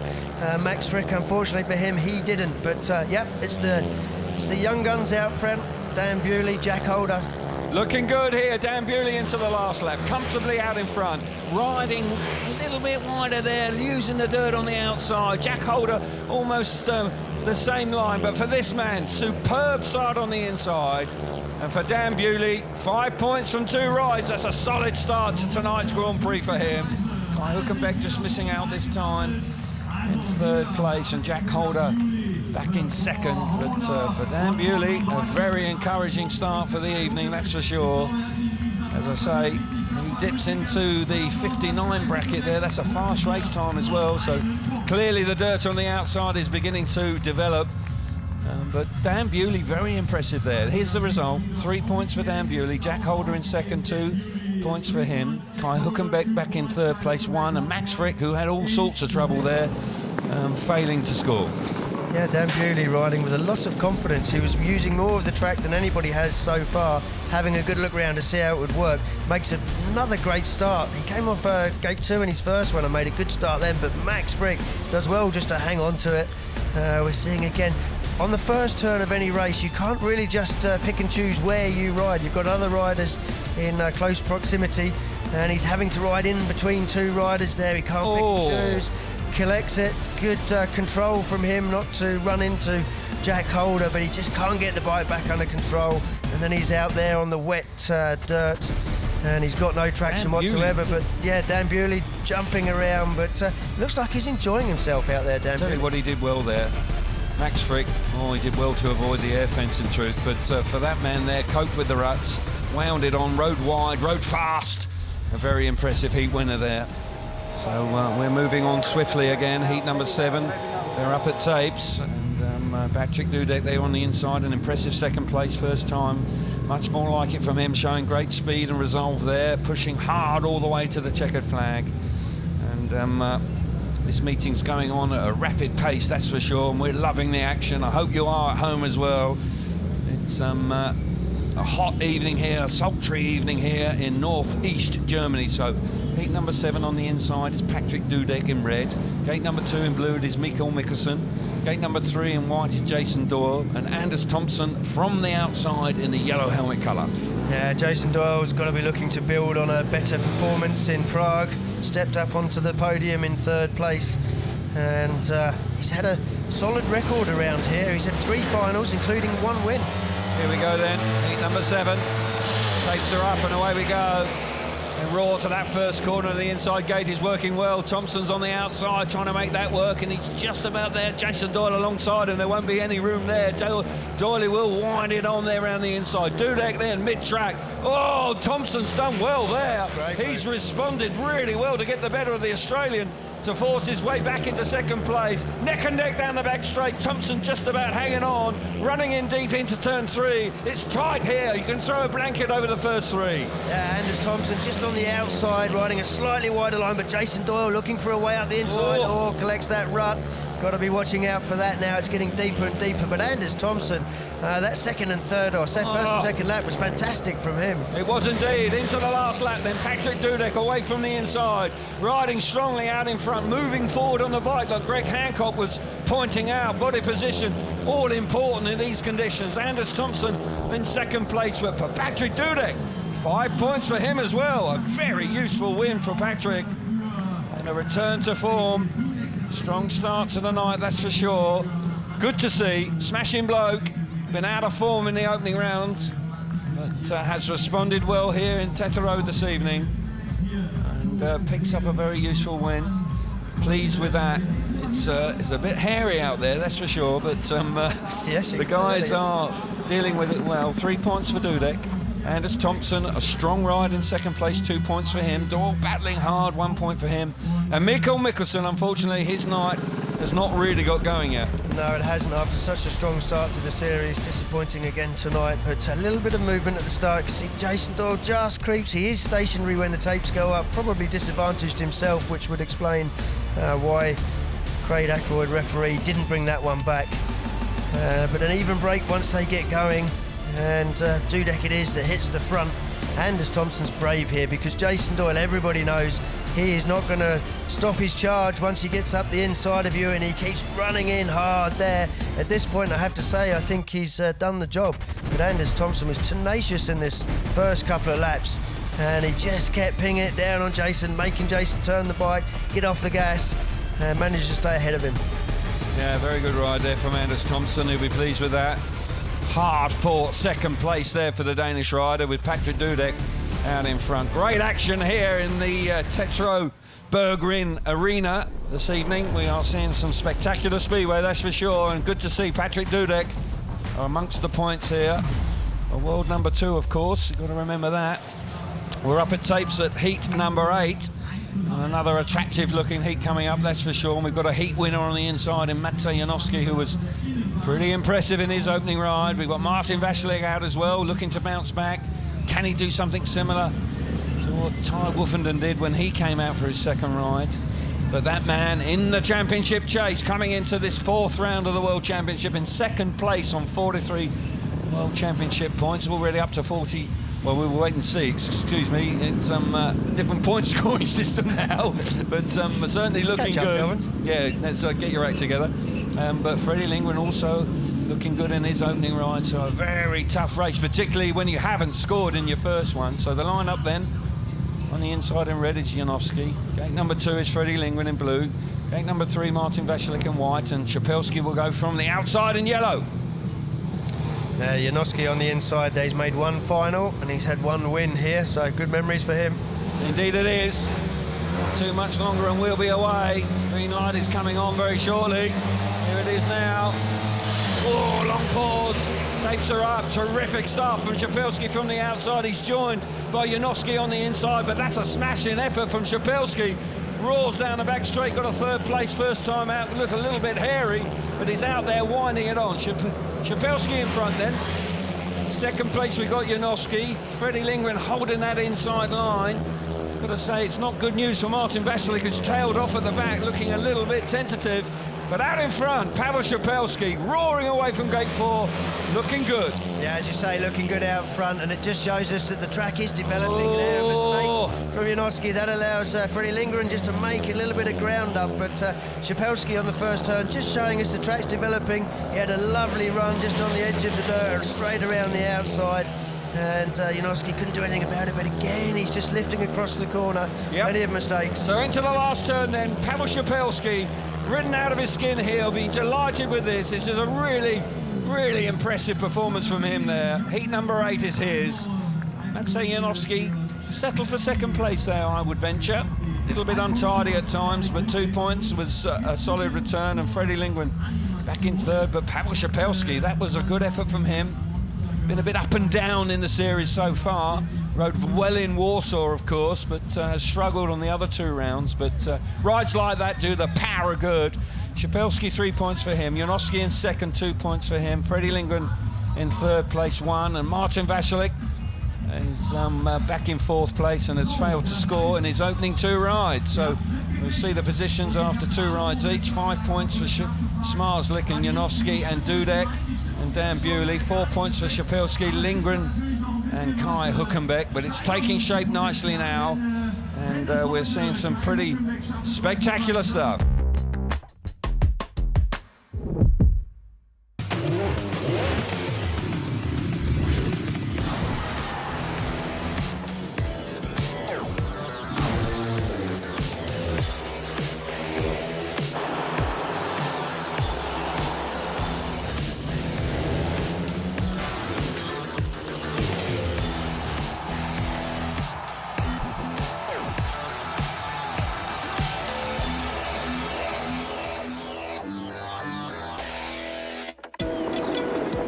Just another playground. Just another snack. Just another ride. Just another lazy day. Just another point of view. By the Wadden Sea.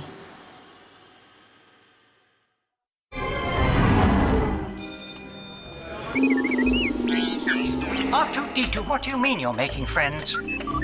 This is not a droid, R2. Oh, there's nothing to worry about, R2. Look, it's smiling. Oh. Obi-Wan Kenobi, streaming exclusively on Disney Plus, and the new all-electric ID Buds.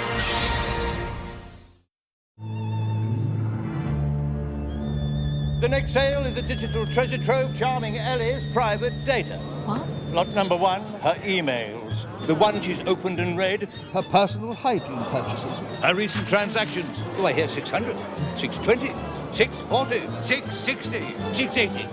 Oh.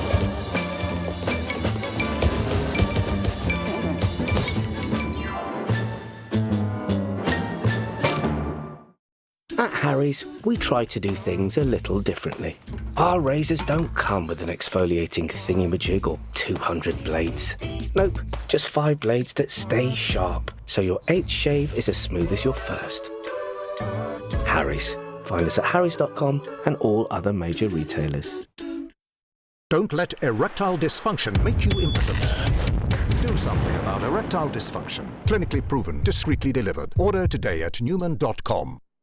Show the world what it means to be a fan at fanatics.co.uk. A collection of officially licensed fan gear. Fanatics.co.uk. Officially licensed everything.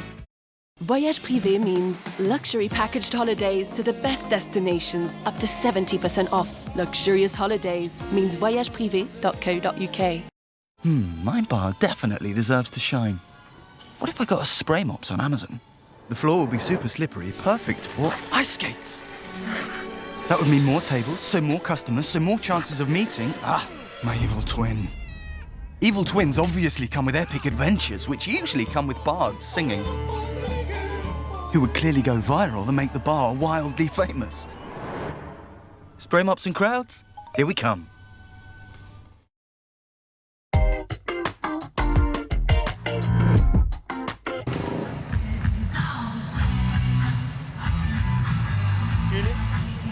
So yeah, we will watch the water bowser going down. So it's just doing its work out there. So we can get some more reaction this time now with Scotty Nichols with Dan Bewley. Yeah, Dan Bewley joins me now. Another fellow Brit. It's going good for you boys tonight. Dan, you made a great start there, but you showed excellent skill to make use of those ruts on that first turn. Yeah, you know, that wasn't the plan when I was pulling up to the start, but we ended up in them and just made the best of it. So you said it wasn't the plan when you rolled up the start. Obviously, the plan's always to make the start. We know that. But so, what was the plan when you first went? When you was lining up with gate 1? I didn't have one, to be honest. Just dropped the clutch. Oh man, I wish I had that confidence. Yeah, maybe it's confidence. I don't know, but yeah, just try and make the start, and if we do, we'll go from there. But you know, it seems to be going all right. But it's a tricky track, and we just got to keep sharp and keep on 2 wheels. Yeah, it's your first visit here, and obviously the track is pretty tricky, but it looked like you had a nice line, so obviously that means making the start is even more crucial, so you can avoid those ruts, and you had a good lead and looked very comfortable. Yeah, you know, plan's always to get out front, but especially the way the track is, you know, if you can clear off and you know, have some fresh air, it's definitely better. But you know, I think the track was awesome in practice, so you know, I think we can race if we need to, but you know, obviously I'd rather just be in front if we can. Yeah, let's hope you stay in front. Good luck the rest of the night. Thank you. You've got to love Dan Bewley, haven't you? You just got to love it. You know, he doesn't overthink it, which is probably a great thing. And he's riding really nicely tonight. Will have encountered all sorts of different conditions in his younger years, of course, riding in the UK. But so far, it's going very nicely for him indeed. We're up to heat number 9, and riders are appearing out on track. And those ruts, you know, some guys don't worry about them as much as others. And I just sense with Martin Vasilek, it's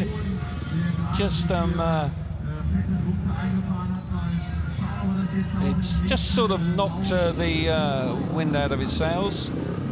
You can see there on the bottom right hand of your screen the FIM Speedway app. Please get involved if you want to, just to keep an update on all the action and all the results that are coming thick and fast here this evening. Yeah, nice to hear from Dan Bewley. It's so rare to hear someone come into a series like this. It's the pinnacle of his chosen career, and yet he's so relaxed about it, just enjoying himself. Yeah, it was an unexpected bonus with the Russian boys being suspended, and he's come in, and I think he's just, you know, just taking it in his stride, and it's great to see he's not putting too much pressure on himself. So, you know, it's going very nicely for him, and I think he'll make a breakthrough very soon. On the inside then, we've got Jack Holder in red, gate number 2, Pavel Shapelski, very impressive last time in blue. Leon Madsen, who missed out last time, in white. And on the outside, the impressive Patrick Dudek. He will go from gate number 4 in yellow. He doesn't seem to have a heart rate at the moment, so quite clearly very cool, calm, and relaxed. Yes, exactly. But Dudek has started nicely, and he's looking good here. Got to say, with his 5 points from his first 2 rides, he's looking good. Leon Madsen, as a rider here, you've got to believe that needs to get amongst the points this time. Don't think rutty tracks will suit Leon. Still got a back injury there that he's coping with, so we're settling down. The green light is coming on. Heat number 9, tapes are up, and away we go. It's an even break. Leon Madsen's made a really good start from gate 3. Very impressive indeed. Dudek's there right alongside him. Dudek coming. Oh, that door is slammed shut down the back straight, that's for sure. Leon Madsen stamping his authority. Jack Holder coming into the picture as well in 3rd place. But Leon Madsen going wide, gone too wide. Got to respond now, surely up the inside. It's going to get tied into turn 3. Patrick Dudek. Wow, what a response from him. Madsen made the mistake and Dudek was ready to pounce. Yeah, Dudek, great lap from him. He's hit that hole going in the corner. I think that's what happened to Madsen the previous lap. Madsen not quite able to take advantage of that mistake from Dudek. But yeah, various holes in various places. You need a road map for this track at the moment. But Dudek showing so much more speed than he's had in the last few Grand Prix. He has indeed. He's out in front. Took the opportunity with both hands there and fired himself to the front. He's into the last turn. Going to be a 2nd heat win of the night. Move on to 8 points. Almost guarantees his semi-final spot already. Great return to form for Patrick Dudek. 2017, the world number 2. Pushed Jason Doyle all the way to the title that year. And struggling, seemed a bit down in the dumps in truth in Prague when we spoke to him. But there's no doubt, even with the steel shoe hanging off there at the end of the race, that Patrick Dudek means business here tonight. Yeah, he's got a problem with his steel shoe then, and he did well actually to complete the race. I think it's all sort of wrapped up around the right. Patrick Dudek then 3 points for him. Leon Madsen back in 2nd place, 2 points. Jack Holder in 3rd, 1 point for him. And Chapelski, who was a fine winner in his previous race, he misses out. But some sort of issue there with the steel shoe. I don't quite know what happened. Not quite sure when that happened, but Dudek on the outside. Leon Madsen, it is a rare, from gate 3, a rare good start, but he just closes the door there on Dudek. And you can see Dudek's back wheels right on the edge of the dirt, the deep dirt that's built up. Jack Holder thinks he's going to have a way through. And yeah, it does get tight. It's not a nice feeling when the bike lifts at the end of the straight and you've got to be turning left. But here we see Dudek. He has to close the door there on Jack Holder. Possibly does him a favour because then he realises that he's got to get across to stop Jack Holder. Goes immediately to the inside. Meanwhile, Leon Madsen's made a mistake in one of those ruts entering the corner, giving him a great big hole to ride through, and he doesn't look back. Great ride from Patrick Dudek. Indeed it was. And despite the steel shoe issue, he came through in flying colours there. And you can't miss him. Those colours he rides in with the green and black, very eye-catching indeed. And as I reiterate, good to see him riding well here tonight. Heat number 10 coming up very shortly, and Martin Vašilik's out here. Needs a big performance. Jason Crump there just in the Robert Lambert camp, keenly looking on. That's Martin Vašilik. Needs to get amongst the points this time.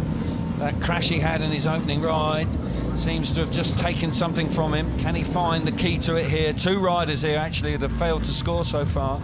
On the inside in red is Martin Vašilik. Gate number 2 in blue is Robert Lambert. Mikael Mikkelsen going from gate number 3 in white. And Max Frick also struggling for points. He will go from the outside in yellow. Here we go then. Heat number 10. Green light is on, tapes are up, and away they go. Vašilik's made a really good start on the inside, hugs that inside. We've got Mikael Mikkelsen right out wide, but here comes Max Frick between the riders here, getting the better of Robert Lambert as well. Clamps down on the line. Good move from Max Frick there, he needed that. But out in front, this is impressive. He's had a disappointing night so far, there's no doubt about that. But a super start from the inside for Martin Vašilik, the winner 7 days ago. Much more like himself here. He is, yeah, and I think he's been listening to Greg Hancock because his body language, he's on the front of the seat, going into the corners especially. He's moved out wide. There's a lot of grip out there now. The track's working out there, and it's a little bit more consistent as well. So I think he's just going for an easy ride, but it certainly seems to be the quickest way around at the moment. It's working a treat for Martin Vašilik, out wide, using the dirt, avoiding the ruts. Max Frick now in trouble, running across the corner. Robert Lambert coming through into 2nd place. Can Frick respond? Tight going into turn 3 for the last time. Martin Vašilik's going to win. Robert Lambert, right place, right time for Robert Lambert. He had a problem earlier on tonight where he actually gave up a point, but that time he responded and was in the right place to capitalise. I'll tell you what, Martin Vacilic capitalised on a great start from the inside there. Very useful 3 points, punches the air with delight, and much more like him. And good to see him on the score chart. Two disappointing rides. Mikkel Mikkelsen's having a nightmare. Really isn't going the way for the Danish rider here. Clearly not enjoying conditions. No, he's not enjoying conditions, and a great way to respond for Martin Vacilic there with the race win. 3 points for Martin, 2 points for Robert Lambert. Good move from him late on. Max Frick in third place, just getting it wrong. Mikkel Mikkelsen, well, failing to score after 3 rides, won't make the semi-finals. Great response from Martin Vacilic off the inside, makes a great jump, hits the first turn in front. Body language there, he's right on the front of the seat, so when he hits that rut, it doesn't drag him off to the right too far, and he manages, can see there, he's got his body weight right, it's almost off the seat, sitting so far forward. Max Frick there, just riding through the gap, getting past Robert Lambert. And it's a brave move to close riders down at the moment, because if they hit a rut just as you've done that, they're not far behind you and it can easily collect you. But there's the mistake from Max Frick, allowing Robert Lambert through. And I think this is where Max is a little bit cautious. He dives up the inside, but he can't overcommit because he's worried about making another mistake. And that's when the move happened, but you're right, that gets tight going into turn 3. It could have been curtains there, they both could have come down. And the track not ideal on the inside, so yes, just settling for the point there, but Vacilic out in front. We're up to tapes, and it's heat number 11, and we'll see Ty Woofenden. Bit of a debrief in the Martin Vacilic camp. Happier days in there, that's for sure, after some soul searching after the first 2 rides. Freddie Lindgren there on the inside. The ruts are appearing on the start, not just in the corners, but on the start. You must be mindful of that. You don't want to ground out. Inside gate then is fast Freddie Lindgren in red. Gate number 2 for Ty Woofenden in blue. Anders Thompson out of gate number 3 in white. And off the outside, the impressive Dan Bewley in the yellow helmet colour. Yeah, 5 points for Dan, a great start to tonight. He's got to be looking to take advantage of gate 4. It's had 6 race wins so far out of 10 heats. Here we go then, takes her up and we're away. It's a good even break, and here comes Bewley once again round that outside. He gets his wheels in line and he hits the front. Woofenden, that was a good first turn from him, gets up the inside of Freddie Lindgren. Lindgren now trying to respond. Woofenden coming on strong, very strong in second place. Got to say, Dan Bewley here tonight is on fire. He really is, he's relaxed, he doesn't really know what he wants to do, but I tell you what, he's getting himself to the front, he's in the most important place. I'll say, looks like it's problems for Anders Thompson, he's pulled up at the back, but for Dan Bewley, it's all going very nicely indeed. As you say, Kelvin, he doesn't know what he wants to do, but I can tell you what he is doing, he's winning races, and he's ahead of Ty Woofenden. Big mistake from Ty, that could have ended in tears, and that's the chance now for Freddie Lindgren up the inside, and he does. And now Ty Woofenden, has he got a response? Is he going to dive up the inside? No. Not quite there. Freddie Lindgren just taking that opportunity with both hands, but for Dan Bewley, a superb ride. It was a very fiercely fought second place there with Freddie Lindgren just hanging on, but Dan Bewley only dropped 1 point so far this evening. Disappointment for Thompson. Bike packing up at the back. He'll be not chuffed with that, and once again the race time from Dan Bewley is fast. He breaks that minute barrier again. I've got to say, this man really is in top form this evening. I'll just take this opportunity to remind you, I did say he was my dark horse. Yeah, all right, mate, all right. You can get bored with things, you know, but nonetheless, looks like you might have a bit of luck on your side here, Chris, because he's doing sterling work. And the young British rider who is making light of conditions, that's for sure, and he's riding really, really well. He is riding well, he's just right, he's really working the bike hard there to get across from forward, doesn't manage to get all the way across, then he just heads for the dirt, builds up that speed, and we can see Ty Woofenden there with a big charge up the inside of Freddie Lindgren.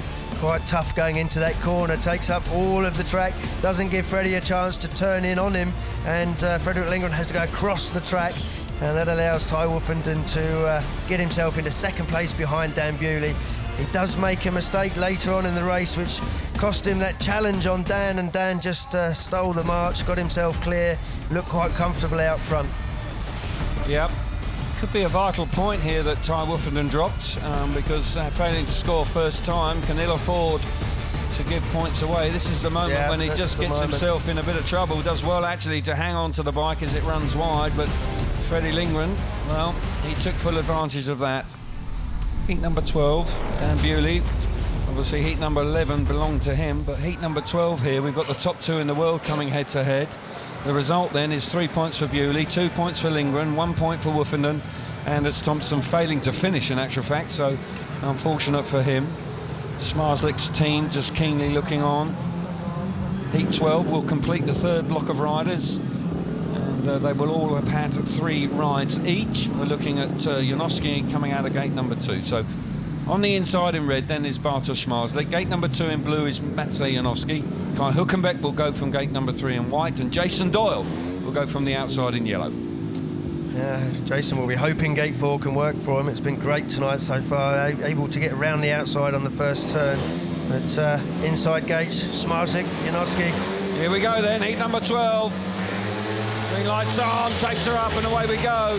Smarslik's made a good start. Jason Doyle is there, but very wide indeed. Smarslik clamps his authority on that. That's big time. And I've got to say, that was a superb first turn from him. He now fires himself to the front. The wildcard car, Hülkenberg, is looking good in second place. And Janowski's out the back. Now Doyle up the inside. Doyle up the inside, running across the corner. Very tight indeed. Hülkenberg responds well there as they enter turn number 3. Doyle all in all sorts of problems, and that allows, let's say, Janowski through while all the fireworks are going on behind him. Yeah. And Bartosz Smarslik looking good in front. Janowski gained from that one with everything going on in front of him. I think Hülkenberg was a little tougher on Jason Doyle than Jason expected. He just kept charging and Hülkenberg didn't move out of the way. But out front, Bartosz Smarslik now being chased down by Janowski. I think Janowski's making a little bit of ground up, but it's not going to be enough, I'm sure. Into the last corner there, Kai Hülkenberg coming on strong, round the outside. Bartosz Smarslik going to get close. No, Smarslik rode conservatively there, slowed down the longer the race went on, and Hülkenberg came on strong. German fans absolutely delighted with that, on their feet. Brilliant ride from Hülkenberg, but got to say Smarslik rode a clever race there. Knew he had a little bit of leeway, got tight at the end, but won by a bike's length, and to pick up a valuable 3 points. So a result from him, 3 points for him. Hülkenberg back in second place, 2 points for him. Janowski there, back in third place, and Jason Doyle, that was a tough ride for Jason Doyle. Yeah, very tough ride for Jason. You see the standings after 3 completed rides each. 8 points for Smarslik, Dudek and Bewley, and Frederick Lindgren on 6. So those 3 boys have pulled away. But the track out there is tough. We've got plenty of action coming up.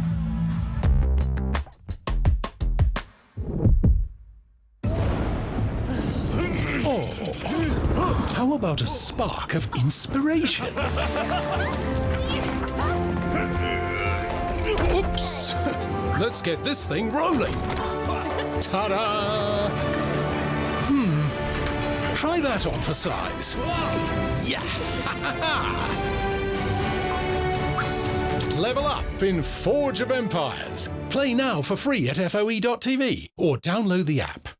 The Motul FIM Superbike World Championship returns to Donington Park on the 15th to the 17th of July for the only UK round. After a titanic scrap in 2021, Jonathan Rea is determined to win back the title, and he'll be gunning for wins alongside fellow Brits Scott Redding, Alex Lowes and Leon Haslam. Book tickets now. Weekend admission is just £60 at donington-park.co.uk, and under 13s go free. With Very Me Rewards from Vodafone, you can pack summer with the things you love. Win tickets to the summer's hottest events, including Wimbledon and festivals like BST Hyde Park. Find Very Me Rewards exclusively on the My Vodafone app. The Whopper. 100% British and Irish beef with an affection for flame. Only at Burger King. At Harry's, we try to do things a little differently. Our razors don't come with an exfoliating thingy-majig or 200 blades. Nope, just 5 blades that stay sharp, so your 8th shave is as smooth as your first. Harry's. Find us at harrys.com and all other major retailers. Cut. Going again. I keep on sorry. working, Sorry. working, Thank working all day long. I keep on working, the night has come. And when I think I can't go on, well then here's my favorite song, and I keep on working. You work hard for your money. All day long. Best invested.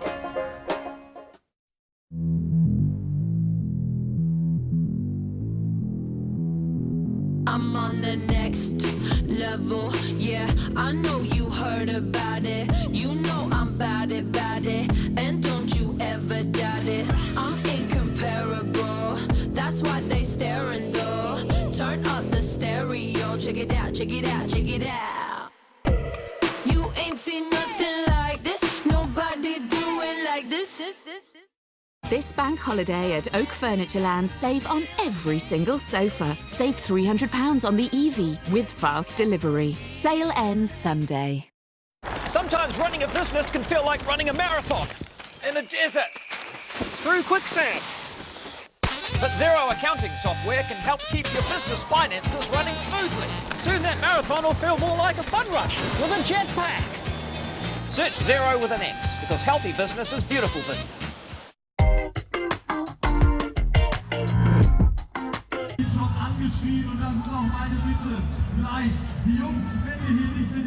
So track preparation continuing, and they'll be working hard on that, trying to alleviate the ruts as much as possible. But we're going to get some more reaction from the track now. We're going to be able to get down to Scotty Nicholls, who's made his way to the start line. Yeah, ruts seem to be name of the game, and I'm right down on the start line here, and you can see the ruts are getting really, really deep now. Some of the boys will be able to pull this dirt back in and pack it in, but they can only do that if the material will allow them to. But the interesting thing I want you to focus on is the boys have to be within about 4 inches of their front wheel from the tape. So there's a point where you'll see them like backing the bike up onto these ruts. You see like the back of a rut here. The bike will drop into it. If these ruts get too deep, where you can see here, the engine starts to grind out and they can't get the run to the first corner. And from here on the inside, we're seeing how roughy the track is. It's going to be really difficult to enter that first turn. So starts, we know they're crucial, but tonight they're going to be even more so. Thanks for that, Scott. That's good information, and quite clearly we can see those ruts where you've been digging around. Look after your trainers, mate. But nonetheless, it is a valuable and a crucial point, isn't it? You want to pick the right place, but sometimes you have to move away from where you want to start because the rut's got a bit too deep. Yeah, exactly, and I was a rider that always actually looked for a fresh bit of track. If I could ever take advantage of fresh track, then I would. But this is a pretty unique surface because it's quite slick and it's quite hard, generally speaking. But once you break the top surface on the start line in particular, the track just gives way, which is why we're seeing the holes and the ruts appear in the corners, because once you lose that little bit of surface, then the track gives way underneath, and that's what's making things rather interesting out there at times. Yeah, nice understatement there from my colleague alongside me, but nonetheless, it's keeping us on the edge of our seats. And track prep going on. Riders are ready for heat number 13. We will see Jason Dorr once again here, going from the inside gate this time. This is going to be all night. You're going to have to come to terms with it. If you want some big World Championship points, you're going to have to deal with these ruts. They're not going to disappear. They're not going to be able to get rid of them with the track prepping. They can do the best they can, but once the event's on, it's something you will have to mentally come to terms with. Yeah, you do have to mentally come to terms with. You have to accept that they're there and you have to deal with them. You mustn't let them get into your head, and I think, perhaps Mikkel Mikkelsen tonight has just found them a little bit too much, and he's worrying about them rather than just getting on with his racing. Easier said than done, of course, at this level in particular. Yes. But and you can't make too many changes to your equipment. I think it's best just to program your mind, learn where they are, ride slightly more cautiously with your body weight up the front. But again, when you're racing someone and you're looking for traction, that's easier said than done. I think I'd be going over to speak to Dan Bewley. I want to know how he's doing it, because there's no question that he is proving to be very successful at it so far tonight. He will. He also. Did I tell you he's my favourite, by the way? You have once or twice, yes. And I'm bored with it now. Thank you. Right, okay. Remind me a bit later on if he keeps going. But we've got plenty of work going on the track. These guys are going to have to be a touch patient, because they are working really hard to try and keep the track conditions as best they can, and you can understand that. So we will have a slightly longer track prep than we ordinarily would have at this stage. A little bit of a chance for the punters to actually just take stock and maybe get a refreshment or two. Beer.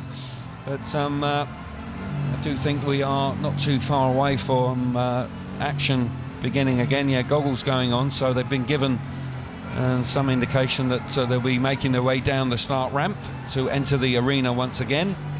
But for Dan Bewley, this is a great opportunity. He's got a very good chance already of being in the semi-finals, but to build on that and get the start you want in the semi-finals, he could well then progress to the final. Tough race for Dan. He's coming off gate 3, which actually hasn't had a race win all night, so he could start a trend here. Yeah, I don't think he'll worry about it, though, would he? He'll just get there and drop the clutch as soon as he can. He doesn't seem to worry about a lot, Kelvin. No, and I'm envious, actually. I'm very envious, because you can overthink Speedway at times, you know. But there we are. Riders now appearing on the track for Heat 13. Jason Doyle looking to get amongst the points this time after failing to score in the previous race.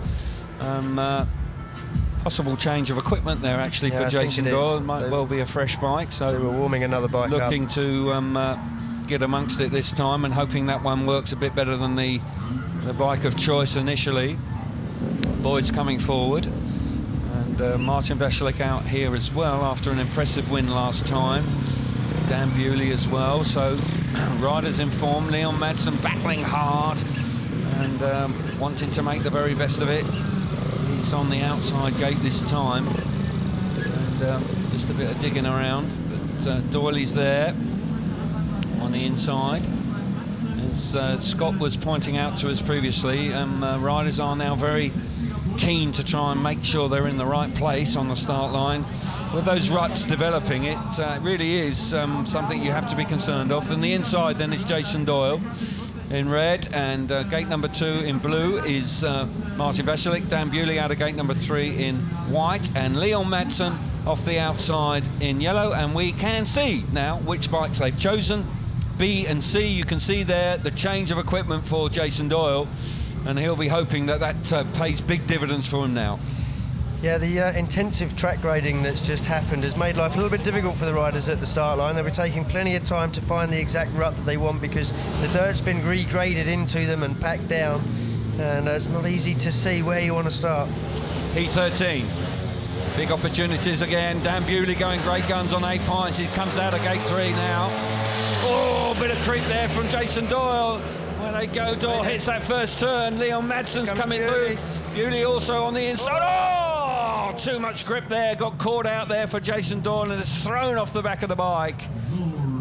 That's a dramatic incident there for Jason Doyle, and he's strewn on the back straight. Fingers crossed he's okay. He landed heavily. Dan Bewley had made a move as well in that first turn. But once again, track conditions just catching out riders. And we keep our fingers crossed that Jason Doyle is okay. Yeah, I was talking about the start line with the ruts being covered up. Of course, the same ruts in the corners will get covered up with the track grade as well, which they've got to do. But, it was on the exit of the corner. Normally then you've got it all under control, but it just caught him out. He's on the inside, he knows he's in front, he's searching for grip, he's doing all he can to get the bike going forward. So the minute you hit something that maybe you haven't spotted, you're in trouble. Oh, he sat up, that's good news. Possibly winded there for a moment. Yeah. And do hope that he's okay. I sense he is. He's a tough customer. Leon Madsen was in the thick of it as well. Yeah, take a look at it again. So frustrating for Jason Doyle on the inside. A little bit of movement at the start from everybody. But Doyle here is that just battles his way into the first turn, gets there in front, looking for grip, and it doesn't seem to do anything particularly wrong. Definitely caught one of those ruts, and the bike just lifts quicker than he can do anything about it. You can get off the throttle, but then the heavy flywheels in the engine have to catch up, and there is a point when you can do nothing about it, and Jason reached that point very, very quickly. Well, he reaches that point very soon, right there. Yeah. Can't do anything about it. You're just a passenger there, aren't you? To be fair, you know, an argument that he could attempt to ride that out, but he's concerned about the riders on the outside of him. Leon Madsen was there. You don't want to throw the bike away.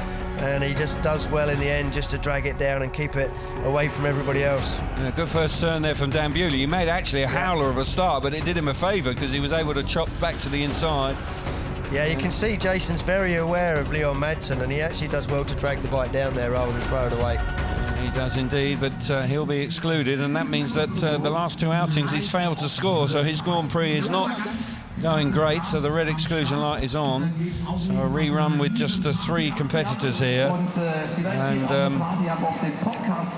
good to see him up and about and making his way back with one more ride to come, of course, but his night has not gone as smoothly as he would have liked. And after making the rostrum a week ago in the Markéta Stadium in Prague, this is not what he was looking for.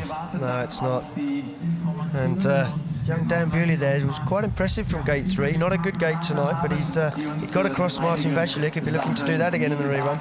Yeah, it was because he made a poor start. Not the time to talk to Jason. No, right. You've got to learn that. He needs to just cool down a wee bit. But tough night for Jason Doyle. Has won here in the past, has a good record here actually, but so far this evening it's been a tough one for him. No points in his last 2 outings. And a semi-final is looking a long way away for the Australian right now. It's out of reach now. And that's tough for him. He would have wanted so much more after the boost in confidence last weekend. We're waiting for the restaging of heat number 13. Riders are gently making their way out, and we'll have 3 of them. Dan Bewley, well, whether he'll make the start or not, he's going to get a point if he can hang on here at the very least. And if you're there or thereabouts, mistakes are being made, and the track is catching riders out, so if you can capitalise on that, so be it. Yeah, he's making good starts tonight, and he'd made a very good start considering he's come off gate 3 in the first attempt. Well, I've got to disagree with you there. I think he made a poor start, but he was so far behind, he actually then was able to chop back to the inside, and he crept round the inside, but maybe this time he'll make an absolute perler of a start and fire himself to the front, because there's no question once he gets there, he rides high and wide and generates lots and lots of speed. Martin Vacilic, you can see the war wounds there from his earlier incident. Leon Madsen also looking for some strong points, coming into this Grand-Prix in 3rd place, and there's no doubt that he'll want to build on that and keep plugging away. That's what it is, never throw the towel in. So second time of asking then for heat number 13. No rider in the inside. Gate number 2 in blue is Martin Vacilic. Gate number 3 in white is Dan Bewley, and Leon Madsen will go from the outside in the yellow helmet colour, and the letter below those graphics signifies the bike that they have chosen to ride. And if there's a change there, it means that they've changed their equipment. We saw it there with Jason Doyle. It didn't work very well for him, unfortunately. So here we go, heat 13. Dan Bewley on 8 points, going well tonight. Leon Madsen just taking his time, coming forward, settling down now. Start Marshall, keeping an eye on him. Keenly looking for that green light, now it's on. Tapes are up and away we go. Bewley's there. Bewley's made a really good start. Martin Vacilic, though, that run to the inside's helped him out. Bewley round the outside, speed personified, brilliant stuff, fires himself into the front. His night's just getting better and better, and as they complete the first lap, Dan Bewley really is riding beyond his experience at this level, having a great Grand Prix. Leon Madsen now pushing on in 3rd place. Martin Vacilic really winding it on in 2nd place. Madsen once again hugging that inside, but for Dan Bewley this is a dream start. Brilliant stuff from him, restaging of the race, and it's worked a treat for him. It has. Dan Bewley just so composed out there on the track. Don't want to put the commentator's curse on him, but he just looks comfortable where other riders are making mistakes, bouncing through the holes. I don't know if it's just him reading the track right, finding the right lines. He's just edge of the dirt and generating plenty of speed. I think in the last lap or so, we can Here we see go, Martin now on the last corner, and it's Dan Bewley. He has ridden out of his skin there once again. Terrific stuff from the British rider. Moving on to 11 points. Good work from him. Great first corner and back straight that sealed the deal. Martin Vacilic, another 2 points for him, 5 points after a disappointing start. But Dan Bewley, I tell you what, he's going to be a major threat tonight if he can keep this going, because he's through to the semi-finals already with a qualifying race to come.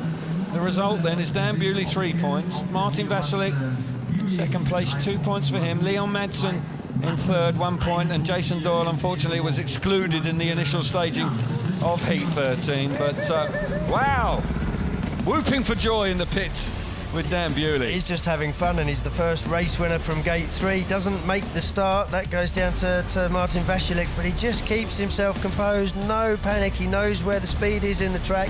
Rides his bike into the dirt. You can see the battle here between Leon Madsen and Martin Vasilik. And Martin wins that one, takes another couple of points, puts himself on 5 points, gives himself a chance of finding a semi-final place. But Dan Bewley out front, composed, looking comfortable. Yeah, can't disagree with that.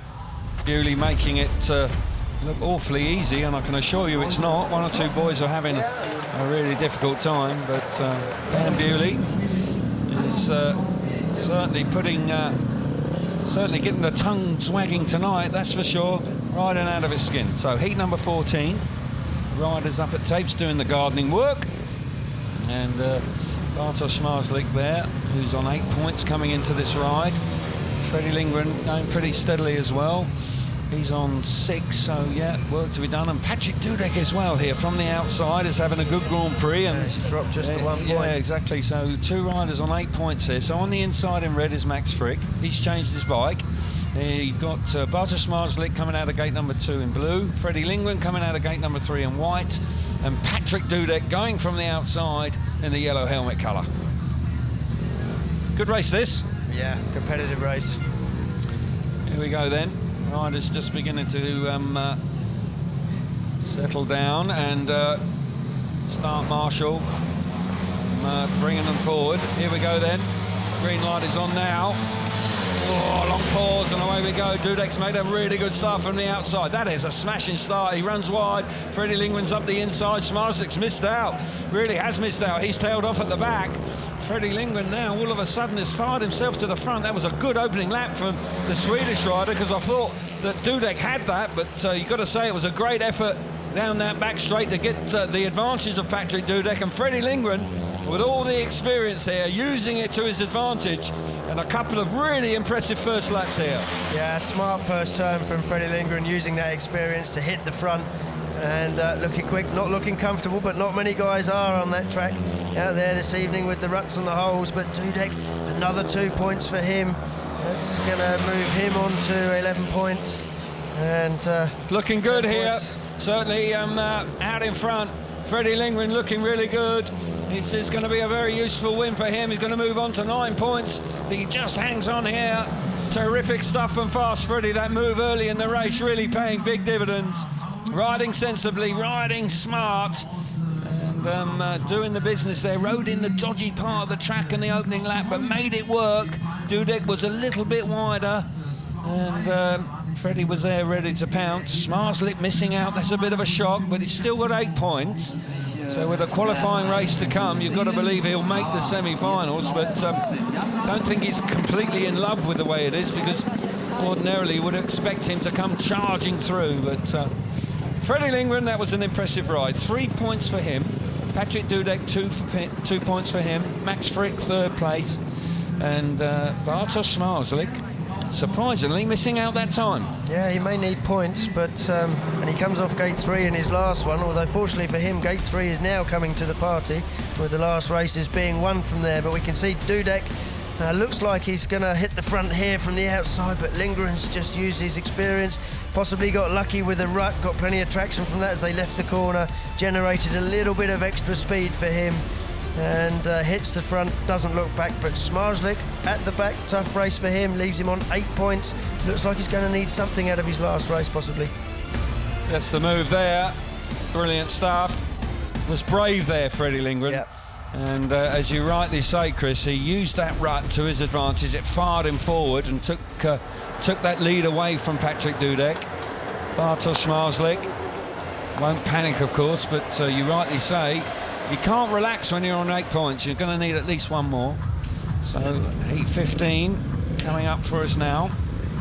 And we've got Szapelski, who's been a bit up and down tonight. He had a very impressive win earlier on, but then in his next race he failed to score, so needs to try and keep it going here if he can off the inside.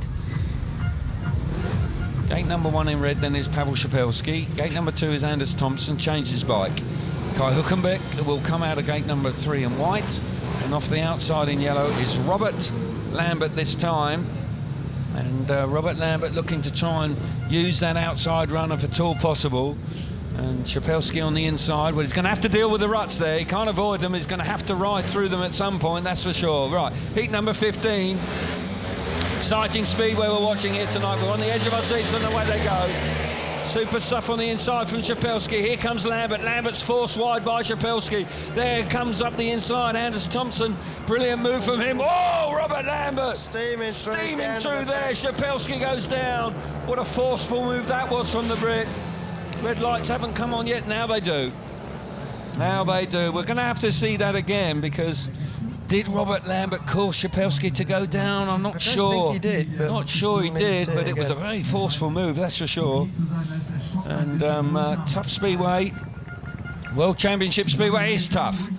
And Szapelski, good to see him on his feet. He's certainly sat up, but just caught out. Now he's sat against the air fence, but I do think he's okay. I do think he's okay. High speed at the end of that back straight, isn't it? So Lambert came steaming in, caught everybody unawares. So it was a pretty messy first lap, actually. Yeah, Lambert looking for a heat win here, under a little bit of pressure. Not just from his own point scores. Dan Bewley's doing rather well as well, and there'll be a bit of competition between the two Brits, that's for sure. Great start from Lambert, but Szapelski hits the front, goes straight out to the dirt, very, very wide, allows everybody up the inside, and no, it just doesn't turn the bike, just doesn't get it turned. And nothing to do with Robert Lambert. No, nothing at all. Just a mistake from Szapelski there. You can see Anders Thompson steaming up, and now Lambert sees his opportunity to keep the bike moving forward, and Enton turns late into the corner up the inside, but Szapelski goes down all on his own. He's going to have to go for that one. Yes, he'll be excluded for that, and that's disappointing for the Polish rider, just getting himself in all sorts of trouble. Yeah, it was tough for him because he couldn't really get the bike turned on the outside there, but you could not, in my opinion, take Anders Thompson out for that. It would be harsh. It would be very harsh. But yeah, he's excluded, and the riders are already back at tapes. Yeah, there we see the exclusion light on. Rerun with 3 riders then. And but I feel for Szapelski a little bit there. He was caught really hard against the fence and couldn't turn the bike when he wanted to. Thompson had slammed the door shut, but unfortunately, those things do happen from time to time. Restaging then. Gate number 2 is Anders Thompson in blue. Kai Hülkenberg comes out of gate number 3 in white, and Robert Lambert, ruthless Robert Lambert, comes out of gate number 4 in yellow. Dynamic move there, he'd hit the front. Touch disappointing when you see the red light comes on when you've got yourself to the front. Let me say it, heat 15, takes her up now. Oh! That's disappointing. Yeah, Hülkenberg. Such a shame, he was having a good Grand-Prix, you know. And he was certainly in and amongst it. But that will be curtains for him. We're going to have a race now with a reserve rider coming in. Probably Norik Bladorn will come out now. Number 17. We'll see the young German rider come out to join the other two. But yeah, disappointing for Hülkenberg here.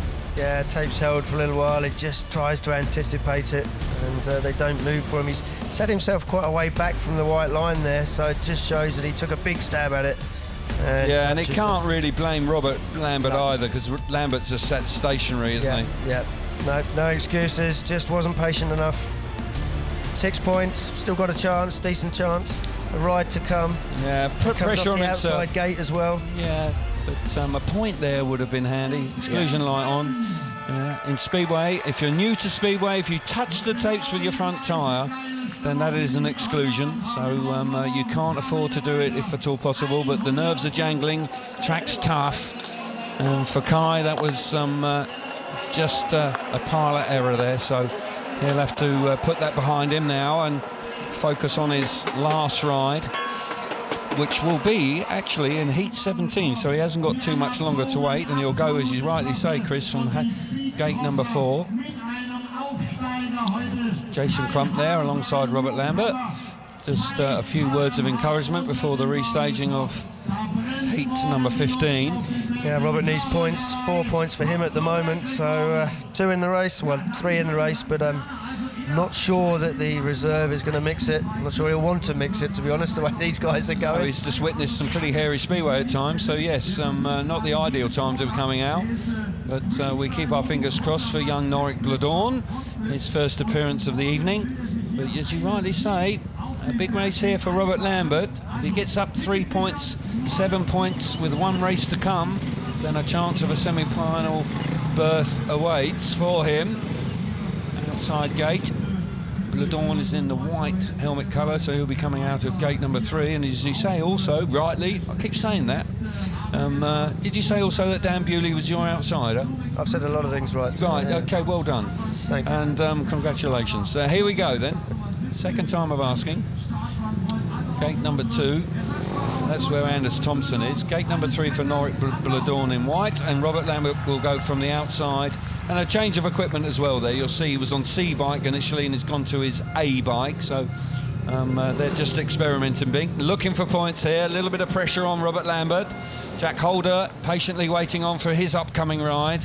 Riders just now moving forward. Start Marshall is happy, moves away, green lights on.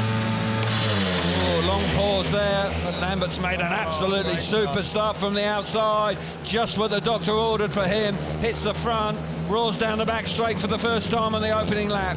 Anders Thompson in second place there, hugging the inside with Bladorn back in third place. But Robert Lambert showing great speed out in front. Really accomplished rider here. Smashing start from the outside. And I'll tell you what, 3 points here. And all of a sudden his Grand-Prix looks much, much different. Yeah, never mind his A bike. He's brought his A game to this one and stealing a march out front. Very, very quick. Anders Thompson just riding around the inside, just trying to avoid the ruts. He's riding very, very tight. And Robert Lambert is just taking advantage of having this big lead. Bike working well, riding out in the dirt. Looking good, Robert Lambert now. Taking advantage of the restaging of the race. Into that last corner, riding mid-track. Looking pretty smooth in truth, but it was that start and that first turn that did the business for him. Second place for Anders Thompson, but 7 points, that's a very handy return. And he'll be pleased with that. With one more qualifying race to come for the semi-finals, that gives him a very good chance, a realistic chance. 2 points in his last ride, and he could well go through to the semi-finals this evening. But Robert Lambert, of course, has been riding in Germany for a long time, knows this part of the world well.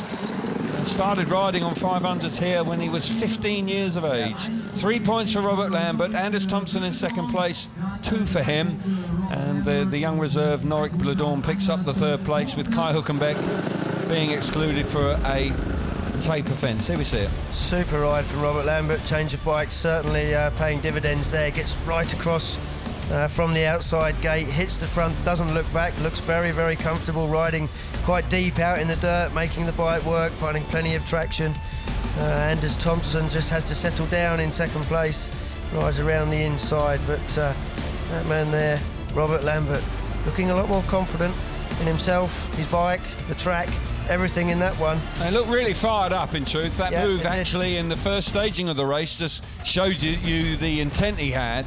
And winning a race is going to give him some confidence. Hasn't won a race in the series since his second ride back in Gorosha. Yeah, that's quite surprising, that, actually. But good to see him hit the checkered flag first, and they'll be looking forward to his last ride, that's for sure. Heat number 16 then. We've got Ty Wolfenden out here with Maciej Janowski, their teammates in Poland. Mikael Mikkelsen has had a disastrous night so far, a night to forget for Mikkelsen. Got to salvage some consolation here, you've got to believe. Got to try and get himself amongst the points if he can. But Jack Holder also here with Ty Wolfenden and Maciej Janowski. But crunch time for Wolfenden as well after failing to score first time. He's got 4 points to his name. He needs to build on that if he's going to make the semi-finals, Chris. Everybody needs points in this one. Holder, Wolfenden, Janowski, they've all got a chance, but they need those points. Inside gate for Wolfenden. Gate number 2 there for Jack Holder. Gate number 3 there in white for Maciej Janowski, and Mikael Mikkelsen going from the outside in the yellow helmet colour.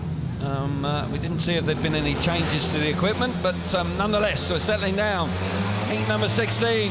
Tapes are up and away we go. Wooffinden's made a really good start, has a sneaky look over his right shoulder, runs wide in the first turn, hits the dirt, hits the front. Jack Holder coming through nicely into second place. Mikkel Mikkelsen amongst the points for the first time this evening at this stage, with Matsej Janowski having some problems back in fourth place, but that was a good effort there from Ty Woofinden off the inside gate. Smart in the first corner. Smart in the first corner. Jack Holder as well, making good progress on that first lap. Disaster for Matsej Janowski at the back. Don't know what was going on in the first turn, but he lost so much ground. I don't know if he's got a problem there, running across the corner. Yeah, this race is done for him, but Ty Woofinden happy with this, moves him on to 7 points. Yeah, that'll be just what he needed. Has responded really well after that incident earlier on in his opening ride where he failed to score. So Ty Woofinden showing great resolve here. Had a difficult ride last time when he just picked up 1 point, but that was a very impressive ride in difficult circumstances. Smart in the first turn, and the former champion won here in 2018 when he went on to win the world title that year, his third world title. Certainly very impressive in his fourth outing, Chris. Yeah, very impressive indeed, and we saw a much improved performance last time out in Prague. He'll be looking to continue that on. Obviously started down on the deck in his first one, but he's picked himself up. Yeah, done very well indeed. 3 points for Ty Woofinden then.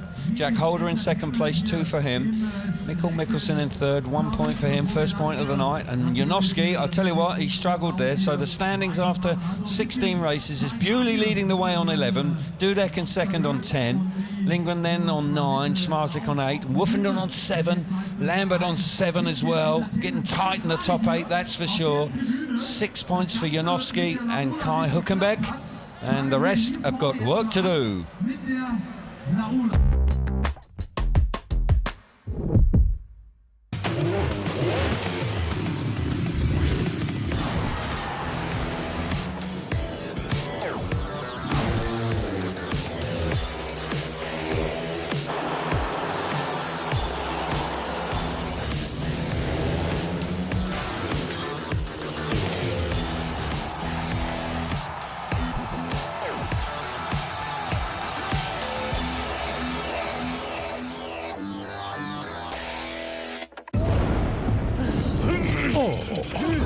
How about a spark of inspiration? Oops! Let's get this thing rolling. Ta-da! Try that on for size. Yeah! Level up in Forge of Empires. Play now for free at FOE.tv or download the app. This is Google Pixel. For your not-so-routine morning routine. Your traditions that are always getting better. Your memories and how you want to remember them. Your fears, your freckles, your flair, your final little touches. The things that make you who you are make this phone what it is. Google Pixel 6. Triple Mackay, White Mackay, triple mature the whiskey for... I think we need a little bit more maturity. Yeah? White and Mackay, triple mature the whiskey for a smoother, richer taste. Yeah, it's still not enough. Guys, can you mature it again, please? Thank you.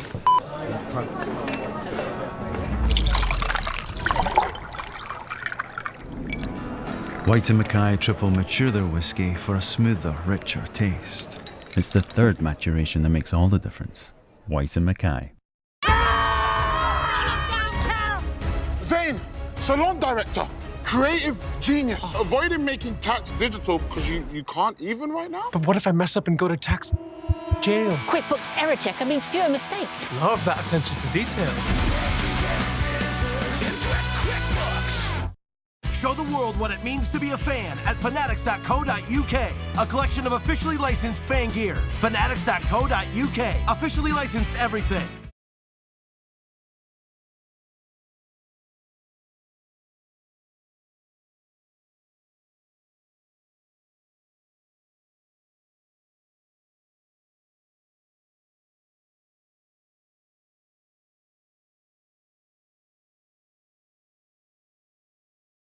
cooker in your home, you always have instant 100 degrees, boiling, filtered, chilled and sparkling water on demand. Book your virtual appointment at cooker.co.uk.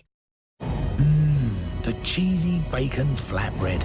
For some, it's the irresistible taste of Beechwood smoked bacon that calls them from their bed. Or is it those little bits of leftover cheese? Breakfast done properly.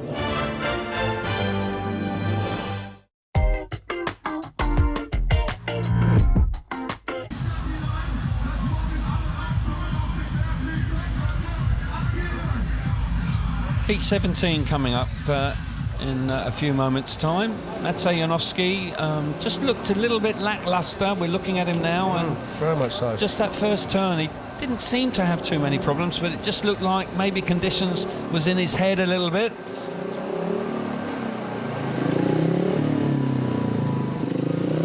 So that's the boys getting ready for Heat 17.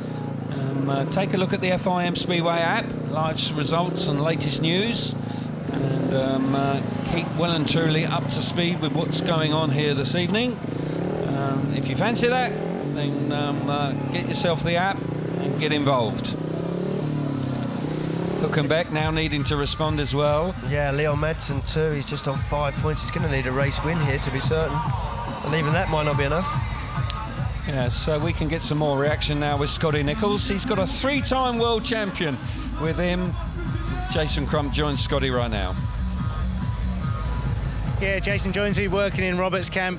You've said that nothing ever seems to faze Robert in practice. He's certainly got a test out there tonight. Yeah, it's cut up a fair bit actually since practice, but we decided he'd changed bikes for the last race, and I think it was a positive move and help him get off the start a little bit. So he's got track pace, but just hasn't quite been making the start so far. Was there much difference between the bikes?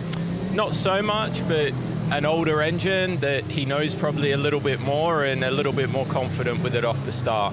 Robert's very calm and composed on the bike. He rides the bike very, very well. All these boys are world class. How much now is it a mental battle when you've got to be faced with track like that? I think they're all highly skilled riders, Scott. It's never changed. But when the track becomes like this, the starting becomes even more important. We've seen experienced riders making mistakes, and you don't want to be doing that. So get out of the start's always the best thing. Would you want to be out there? Ridden worse. Doesn't mean to say I want to be out there. Yeah, no, definitely. You were saying as well that the kind of the guys seem so much more relaxed now from your time in a Grand Prix. Yeah, I think it's a little different environment. You know, it's everybody seems a lot more relaxed. Probably a lot more conversations between the riders now. But you know what? It's not a bad thing. Today's a long day. You're at the track at like 10:30, 11, getting ready for practice, and then you kind of hang around here and get into the meeting. So probably not a bad thing. They all get on okay. Oh, exactly. You want to enjoy the event. Anyway, I'll let you get back to getting your man focused and enjoy the rest of the night. Thanks, mate. Yeah, really good to hear from Jason there, and wise words, very wise words, and you know those are the sort of things that can really help you in the heat of battle. He's been there and done it, of course he has, and good to see him back involved in Speedway. It is, yeah. Worked with Jason obviously last year when he made his comeback. Didn't quite work out for him, got injured just at the wrong time when he'd got himself into some form, so that was unfortunate. But yeah, you're going to listen to someone like Jason Crump and his experience and championships. Yeah, you surely are. As you rightly pointed out once again, Leon Madsen is up against it here. He is.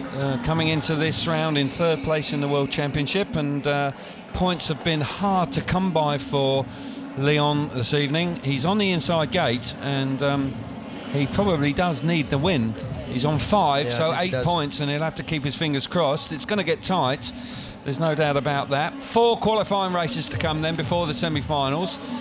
Track grading looks like it's nearly completed, and it won't be too much longer before the gladiators come back into the arena. Great to be back in TETEROW.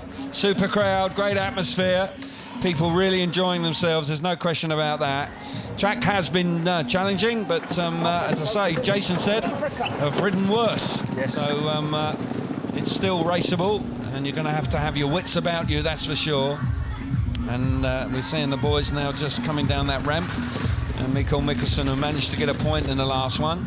Freddie Lingland's having a pretty good night, you know. He's on 9 points, so he's doing just quietly going about his business, keeping himself in the right place and doing. I do think in that last ride he used a lot of experience there. He got himself and he moved forward and he knows how to approach this track and keep it under control. So experience certainly playing its part.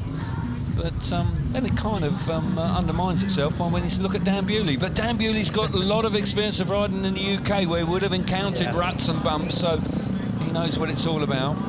Heat 17, not too far away from getting underway.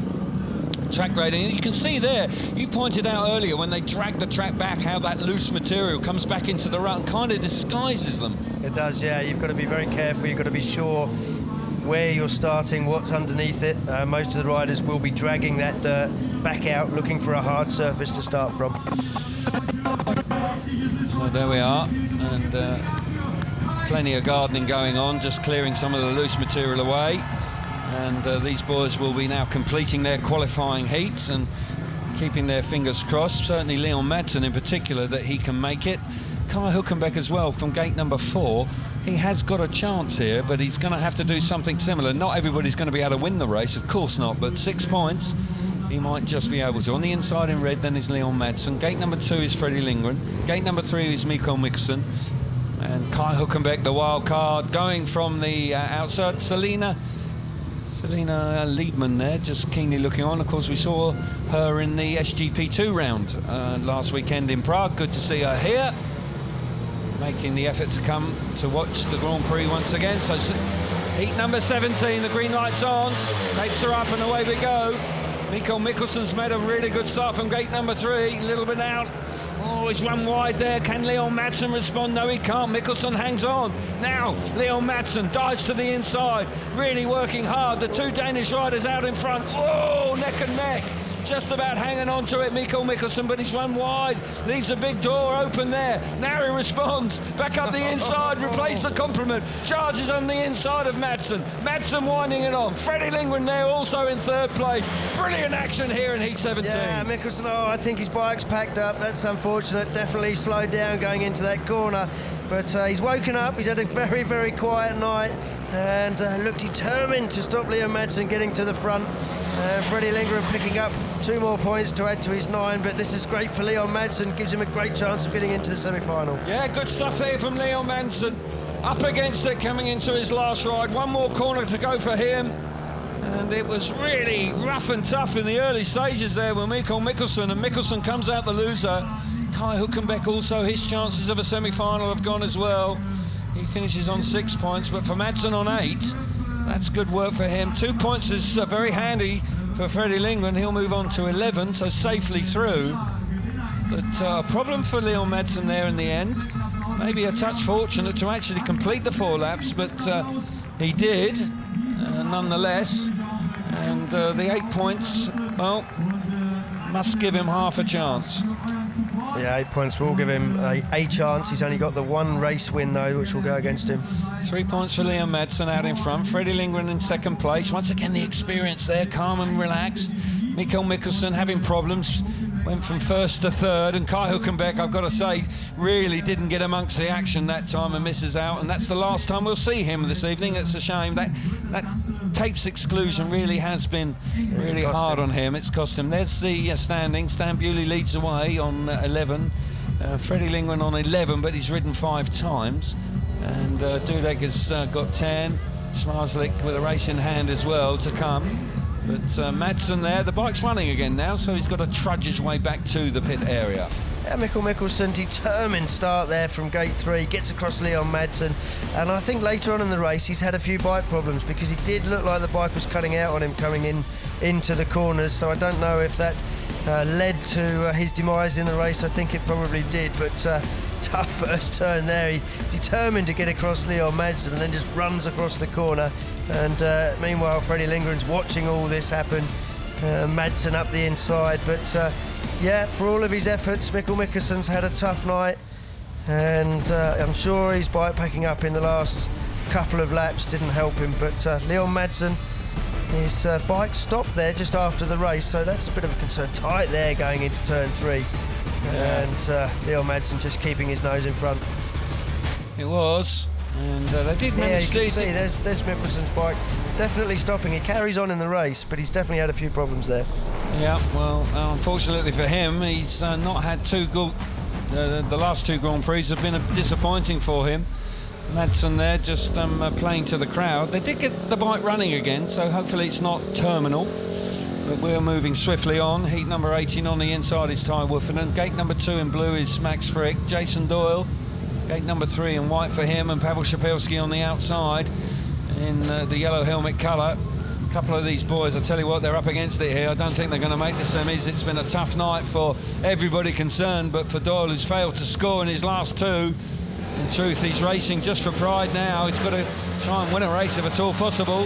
Green lights on, Woffinden on the inside. Whoa, long pause there. Great start from Frick, but he's not going to get there because he doesn't drive to the turn as well as he would like. Doyle comes through into second place. Woffinden hits the front. 2 gate ones in his last 2 rides, and so far it's proving to be the right place. Locking up there. Doyle's charging hard. Szapelski's out the back.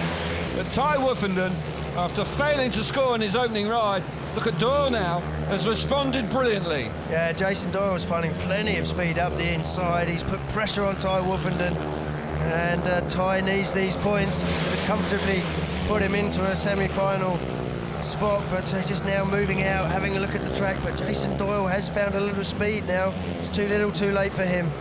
Yeah, it's a shame for the former world champion, but for Ty Woffinden out in front, it's a narrow lead, it's a slim lead, because Jason Doyle is working hard. Got to believe that Woffinden will hang on now, beginning to stretch that lead on their final lap. Through turns 3 and 4 for the last time in the qualifying heats for Woffinden, and that's a great response from Woffinden. He's won 3 races here, and 10 points to his name from 4 opportunities. I've got to say, that's a fine effort. Jason Doyle will be frustrated, there's no question about that, finishing second there. But for Woffinden, safely through to the semi-finals. And who's to say that he won't win tonight, because he looks like he means business. He's not fazed by conditions whatsoever. And he had the inside gate. I tell you what, the inside gate, I would say, would be quite problematic with the ruts on the inside. Result then is Woffinden picks up 3 points. Jason Doyle, a strong ride in second place, 2 points for him. Max Frick back in third, and Szapelski misses out. But Dan Bewley still leading the way with a ride in hand. 10 points for Woffinden, solid work, with Lindgren on 11 from 5 rides as well. Smarslik with a ride to come on 8. But that's a happy camp there in the Woffinden pit area. Yeah, and gate 1 has certainly come good to us. You see there the working on the clutch. I'm not quite sure what that's about, but he was fairly nervous there. But and it is Frick that actually makes the best jump, but Ty Woffinden gets that bike working so well on the way to the corner. And the last 3 races have been won off the inside gate, so that gate has definitely come good. You can see there Jason Doyle charging through on the inside, out the way Max Frick coming through, puts the pressure on Ty Woffinden. Ty just having a little look over his left shoulder. You can see Jason Doyle's there with him, but finds plenty of pace. Ty really carrying on that good work from the last Grand Prix in Prague. Absolutely, and his championship is beginning to take shape now. The second place in the Marquetta Stadium clearly boosted him. They've got to grips with the new engines, and things are going a lot better now. And Pete Adams there just studying the programme just to see what might be available for him in the semi-finals. So heat number 19, 2 races to go before we complete the qualifying heats before the semi-finals. And we're back up at tapes, and we've got Martin Vasilik out here. Bartosz Smarslik, who ran a last in his previous race, would certainly like to build on that. He will want to have a good pick if he can. Anders Thompson on the inside in red, Martin Vasilik in blue. Gate 2, gate 3 is Bartosz Smarslik in white, and off the outside is Jack Holder in the yellow helmet colour. But Martin Vasilik also working hard. Can he finish with a rattle here out of gate number 2? There we go. Missed the start completely, but it's Anders Thompson on the inside, hugging that inside. Bartosz Smarslik there, the meat in the sandwich, with Jack Holder coming around the outside, tight into turn 3. Holder on the outside. Anders Thompson holding the inside with Bartosz Smarslik also following through. Here comes Holder. Holder now turning the bike to... Can he get to the front? Yes, he can. That's a great effort from the Australian. Brilliant ride from Jack Holder. Yeah, Jack Holder moves himself on to 8 points if he can hang on to this lead, giving himself a chance. Smarslik now moving through into second place. And Smarslik will make the semi-final. Jack Holder is moving out wide. He's looking confident out there. And he'll take a lot from leading Bartosz Smarslik by this far, as long as he can just stay on the bike, doesn't make any mistakes. One more lap to go then for Jack Holder. This is a good performance from him.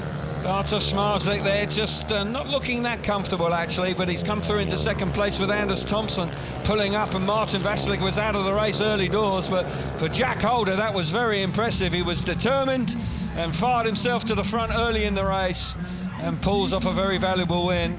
Doesn't look like he enjoyed it much, but nonetheless it's a handy 3 points for him. And he makes his way back to the pits, and he's got more work to do with a semi-final upcoming for him. And that's good work from him. The two substitute riders doing well tonight in Bewley and in Jack Holder. Disappointment there for Anders Thompson, who just cruised round. So 3 points for Jack Holder. Bartosz Smarslik steady in second place, 2 points for him, and Anders Thompson 1. And now we see the standings once again with Bartosz Smarslik moving on to 10 and Jack Holder into the top 8 with 8 points, so that's a good move from him. Might just well be enough. Maciej Janowski might be able to overhaul him with a win, but we will see in the last race. Yeah, from the start, it's a terrible start there from Martin Vasilik. Anders Thompson it is, that hits the front in red on the inside, but great first lap here from Jack Holder. He's just winding it up, using the dirt on the outside. Bartosz Smarslik, the meat in the sandwich there, just has to get out of that battle. That's one he's not going to win, but Jack Holder fully committed once again. We see him bouncing into that turn, and he's fully committed on the outside. Then he thinks about the cutback. Just about that point there, he's got the right foot out, the footrest, maximum traction.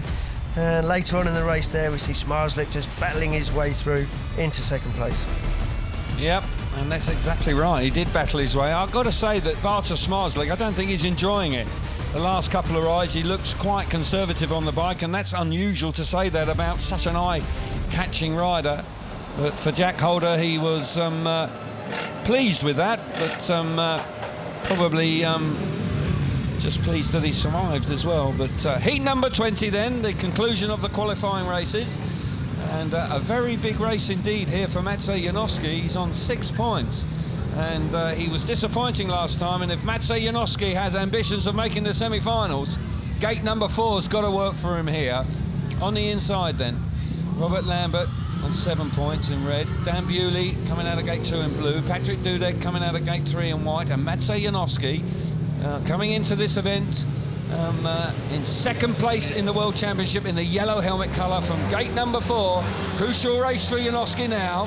Here we go. Takes her up and away we go.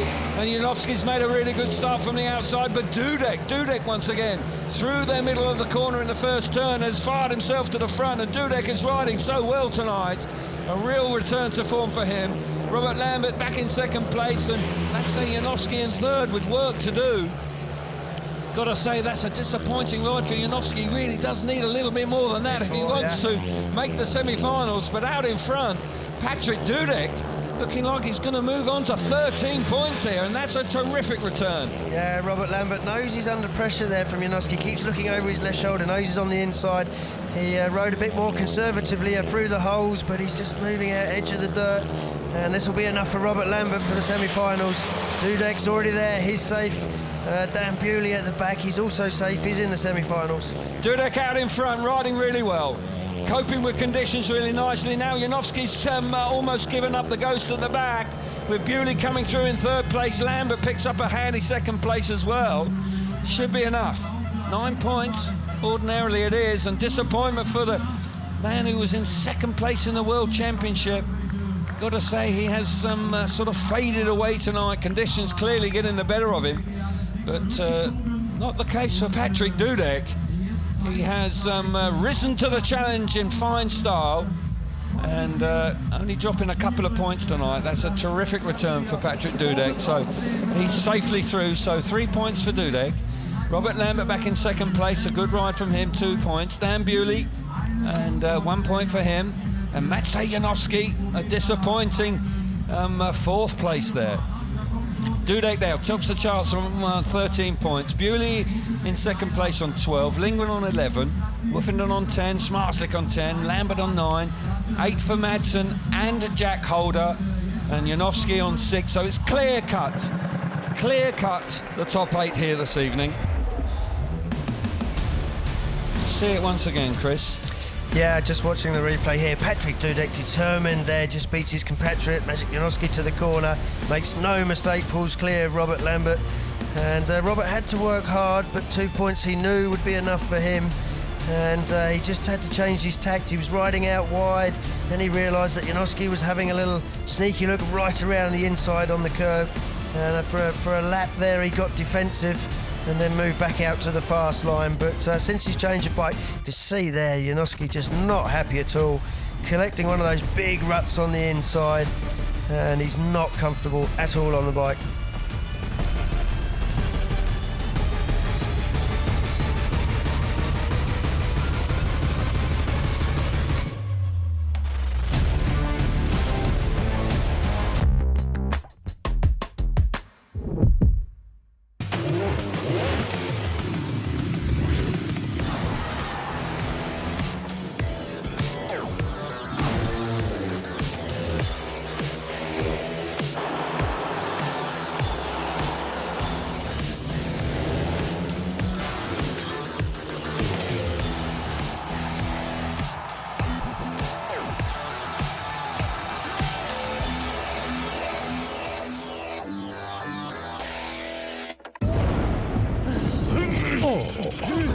How about a spark of inspiration?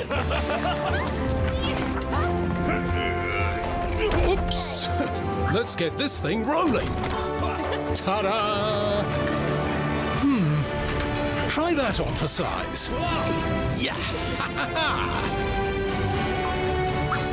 Level up in Forge of Empires. Play now for free at FOE.tv or download the app.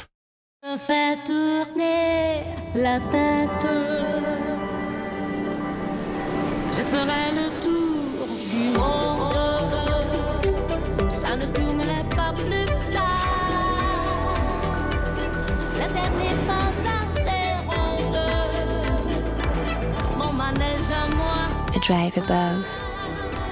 New Peugeot 308. Unique sensations. Britain, EE have a great deal of broadband ready to deal out. Like our super fast 36 megabit fiber broadband, all powered by BT for just £27 a month. But wait, we're not stopping there. EE customers get an exclusive price of just £24 a month.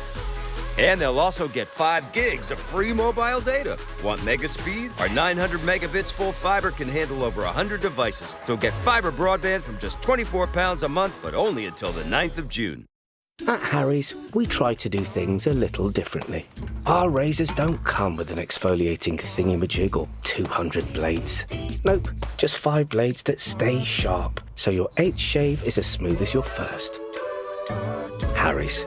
Find us at harrys.com and all other major retailers.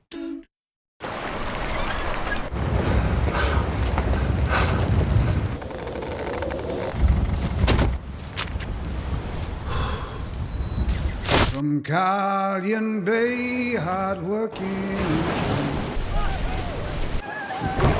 The Cornish way lives in me and you. Hi-ho, hi-ho, carry me, carry me. Ginsters, from a land where comfort matters. Feel your best with Nivea Men's Sensitive Face Wash. Refreshing relief from the UK's #1. Sorry, how do I invest? With confidence. It's not about how, it's about who will. Choose those who are always behind you, whatever you see. This is the secret. Money Farm. Invest the simple way.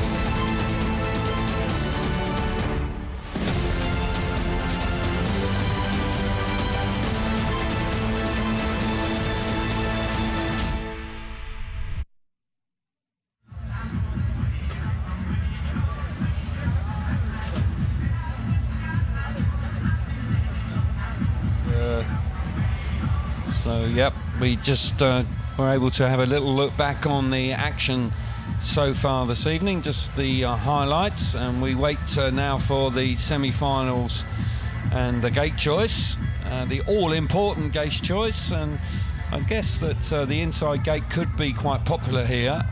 As you pointed out, the latter races in the qualifying heat certainly looked pretty favourable, but here we go now. We will join Phil Morris. Okay, the first rider to make his selection for semi-final 1, Patrick Dudek. Patrick selects the red gate position. No real surprise there. Riding well tonight, Patrick Dudek. Can he win here? And next to make the selection is Ty Woofenden. Please select your start position.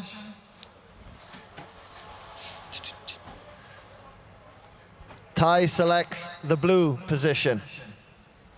Gate number 2 for Ty, riding well. Very well, actually. Next to make the selection is Robert Lambert.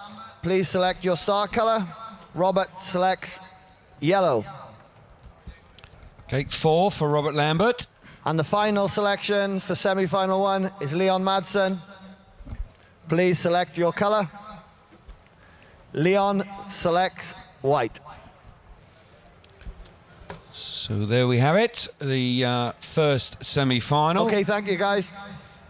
With Dudek going from the inside, we have that confirmed now. Dudek on the inside, gate number 2 for Woofenden, gate 3 for Leon Madsen, and gate number 4 is Robert Lambert. So a good-looking semi-final number 1, and an opportunity for Leon Madsen here. World Championships on the line. They are now wiped clean, of course, and the championship points are now dished out as a consequence of and working the first hard to rider get to to make this his point. selection for semi-final 2 is Dan Bewley. Dan, select your colour, please. Dan selects the white gate position. Well, there you go. And next to make his selection is Frederick Lindgren. Please select your start colour. Freddie selects red. Delighted to select red, I would suggest. And next to make his start selection is Bartosz Smarslik. Bartek selects the yellow gate position. Gate 4. And the final person to make his selection is Jack Holder. And Jack selects the blue gate position. Thank you, guys. Semi-final number 2 then, and Dan Bewley never ceases to amaze and surprise us. Okay, when you say that, I think Ty Woofenden's choice was the more bizarre, because Gate 2 hasn't won a race all night. Well, there you are. So 2 surprises in the gate picks, but Dan Bewley doesn't hesitate, so fair play to him. And the way he's riding tonight, I sense that he can make the semi-finals from anywhere. But 2 tasty-looking semi-finals coming up for us all, and we look forward to them. It's been a tough night for these guys, and I've got to say that 1 or 2 guys have struggled with it, that's for sure, but that's understandable. But okay, riders to the lineup zone. That rider there in the top box on your right-hand corner there, Patrick Dudek, has ridden outstandingly well, hasn't he? Yeah, he has. He's been fantastic all night long. He's been consistent. He's looked confident. He's made the right choices. Do you know what, Chris? It's nothing of him. I mean, you know, when you look at his arms, he's just skin and bones. So, you know, it's all about technique. Greg Hancock in that interview with Scotty Nichols was really on the money, wasn't it? When about its rider position, getting yourself in the right place, and your mind right as well. And Dudek clearly has got that going for him this evening. And you said earlier that you know, his small stature and the way he rides doesn't naturally lend itself to being able to ride a track as tricky as this one tonight particularly well. It's certainly not easy for him, but he's 13 points. He's been great tonight. Yeah, that has done the business for him. And crunch time now. This is where the big World Championship points are handed out. So for Smarslik in semi-final 2, of course, there's an opportunity to stretch the lead in the championship. And will he make the final? He hasn't made the last 2, but hasn't looked at his best in his last 2 rides. And it'll be interesting to see how he approaches it from gate 4 in semi-final 2. The last 2 rounds, we've seen somebody drag themselves up from the leaderboard from the bottom there. We've seen Frick do it in Warsaw. We saw Vashulik do it in Prague. Is it going to be Dudek's chance here? Well, it is. He's certainly given himself a really good opportunity to do so with the first pick for the semi-finals, and Woofenden and Lambert making their way through to the gate area. 3 Brits in the semi-finals here this evening, so a good chance of a finalist, at least one of them, to make it through to the grand final a little bit later on. Leon Madsen also in here as well, so an opportunity for him to overhaul Maciej Janowski in the championship chase. Janowski missing out on 6 points. So, yeah, work to be done for Woofenden to build on that second place 7 days ago in Prague, and has ridden very nicely indeed. He's coped with conditions admirably on the outside there, digging around there. Got to say it's Lambert's opportunity as well to make his first final, and the breakthrough that we've been waiting for from Robert Lambert, a former European champion, of course, so he knows what it's all about at this crucial stage of the night. Yeah, Robert's shown pace all day. He was quick in qualifying with that second position. Had a change of bikes tonight, and he's looked better for it. Patrick Dudek on the inside. Alongside him is Ty Woofenden in blue, Leon Madsen in white, and Robert Lambert from the outside, semi-final number 1.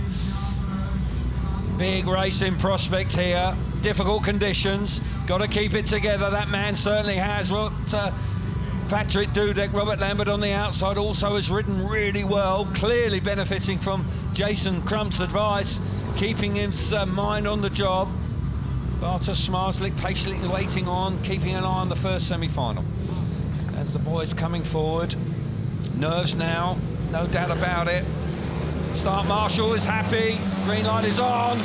Away we go. Dudek's made a good start on the inside. He hits that first turn, hugs the inside. Here comes Lambert round the outside, lifting it. Woofenden up the inside. Smart move from him. Tight going into turn 3. Lambert on the outside. Dudek hugging the inside. Here comes Woofenden as well. He's through there. It's neck and neck for second place. Lambert's there, vulnerable, very vulnerable. Yes, he recovers brilliantly. He's back into second place. But Dudek, he has been the rider of the night. Look at the way he's coped with that. Brilliant stuff from Patrick Dudek. Lambert determined there for a couple of laps. He looks like he's got plenty of speed, but that bike is very difficult to ride. He's got to hang on to it in every corner. Dudek comfortably out front once again, and Lambert there we can see really struggling with that bike. They've given him something very difficult to ride. It's on his way to his first final, though. This would be fantastic. Super stuff from Robert Lambert, hanging on for second place. Here comes Woofenden, one last chance. He's run wide. But for Patrick Dudek, 13 points from his first ride. Cruises through to the final tonight. A massive turnaround in his fortunes. Clearly delighted with that.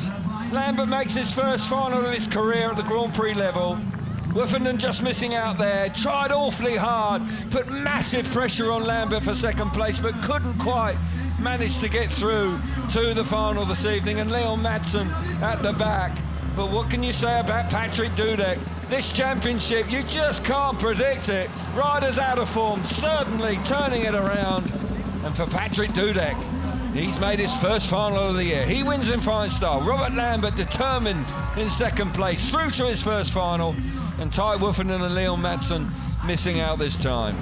What a ride from that man Dudek. What a night from that man Dudek. It looks like he's going to turn this season around, as Frick did, as Vashulik did in the previous rounds. Great start once again, making fantastic starts. But that man there, Robert Lambert, I thought that was his race done when he lifted quite violently there in the first turn, working the bike hard. He had an animal to ride. His pit crew have said, right, we're all out. You've just got to hang on to this thing, and that's exactly what he did. It takes off there on him, but he does get it under control very quick. He's got great balance, he's got great throttle control, and he needed both of those things there. But Dudek, once he hits the front, as he has done all night, he just looks fast, confident, reasonably comfortable. But Robert Lambert, he worked so hard for that second place. Reasonably comfortable, love it. Reasonably, you can't look completely comfortable out there tonight. I'm loving that. Woofenden coming on strong though. Lambert had to work hard. Oh, he did. He did indeed. Reasonably comfortable out in front is Patrick Dudek, bouncing across the ruts, making light of it. Riding really well, actually, riding very well indeed. And Lambert and Dudek through to the final. So we've got semi-final number 2 rapidly approaching. And good to see Lambert through to his first final. Can he win here tonight? Wow, that would be some spectacular result. But Dudek certainly in the box seat, riding so well. Here we go then. Will we see 2 Brits through? We've got one there. Dan Bewley making his way down. Freddie Lindgren also going good. You can't write Freddie off, you know. No. Semi-final number 2 then. Another action-packed 4 laps coming up. It's a new era of Speedway here. Discovery Sports Events taking over at the helm. And we've witnessed an exciting Grand Prix, not always for the right reasons, but it's kept us on the edge of our seats, that's for sure. Tough to predict, riders out of form, then back in form. Really is exciting stuff. This World Championship wide open, but there's one man here. That man on the outside with a great opportunity to stretch that lead. A slender lead he had coming into tonight. Can he make it pay? Hasn't looked at his best in his last 2 rides. So he's going to need a big performance here. He's going to have to dig deep.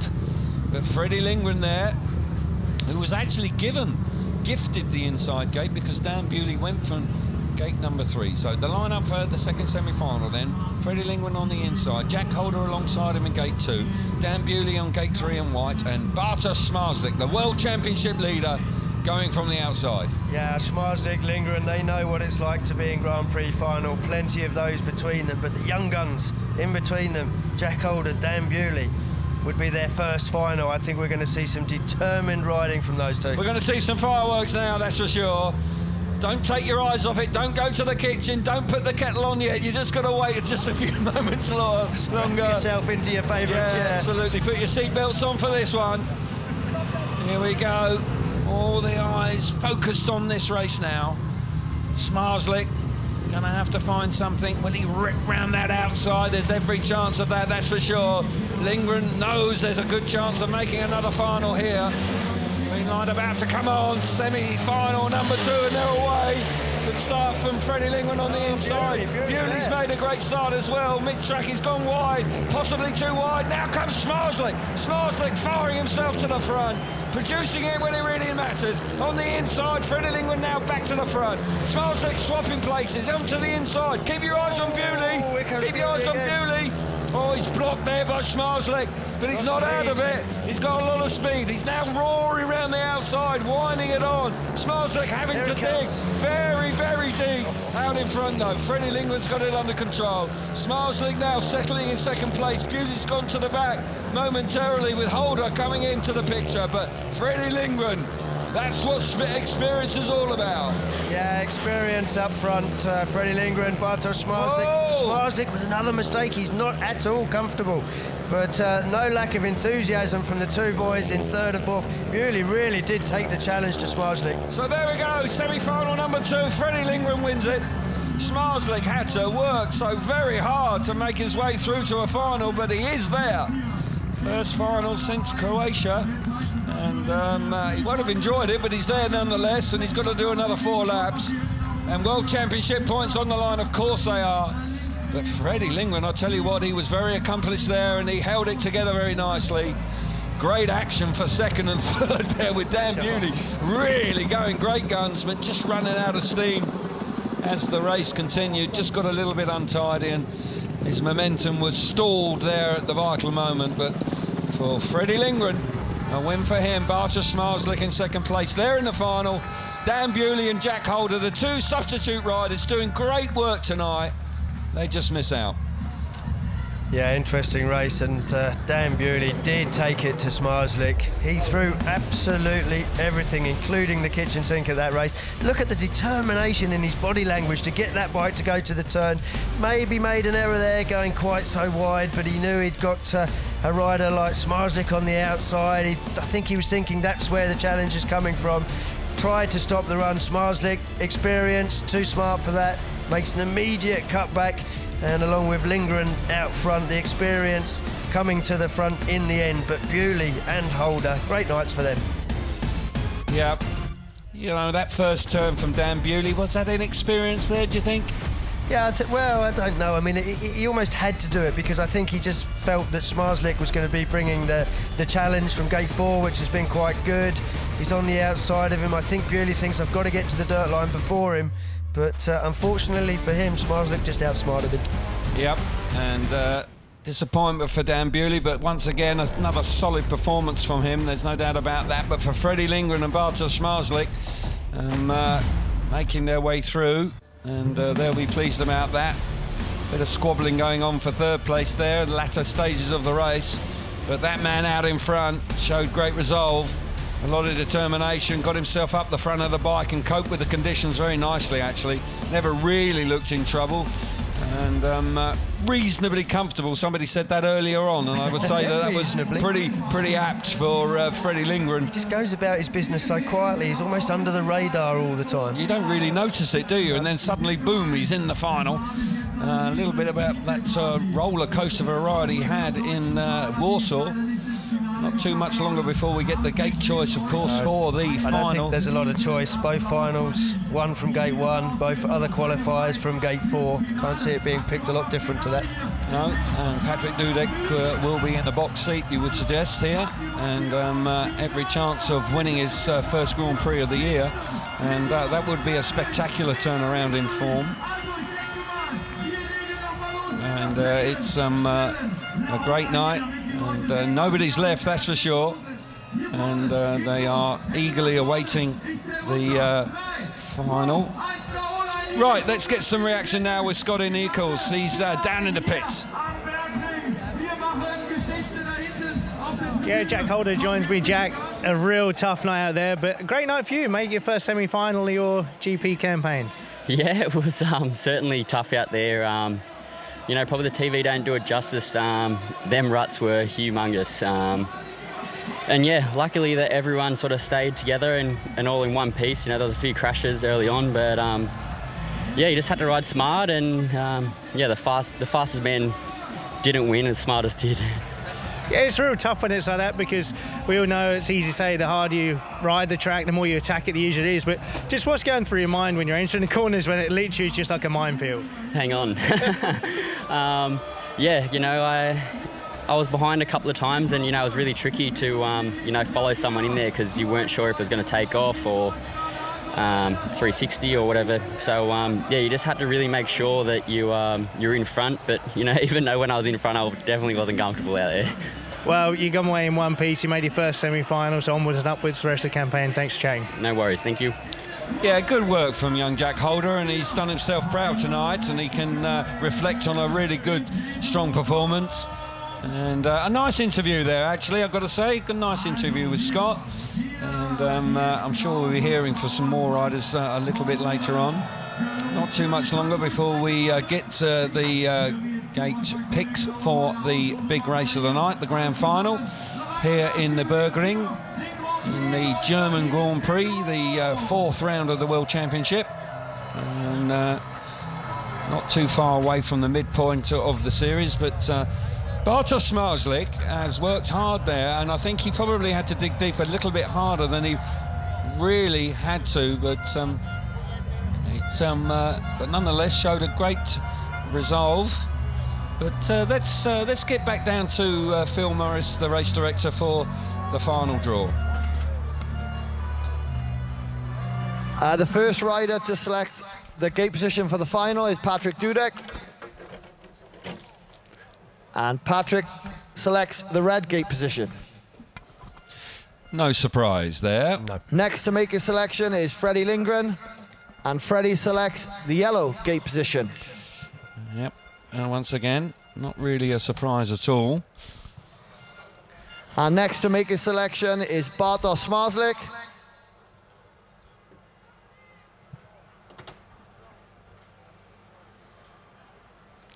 And Bartek selects the white gate position.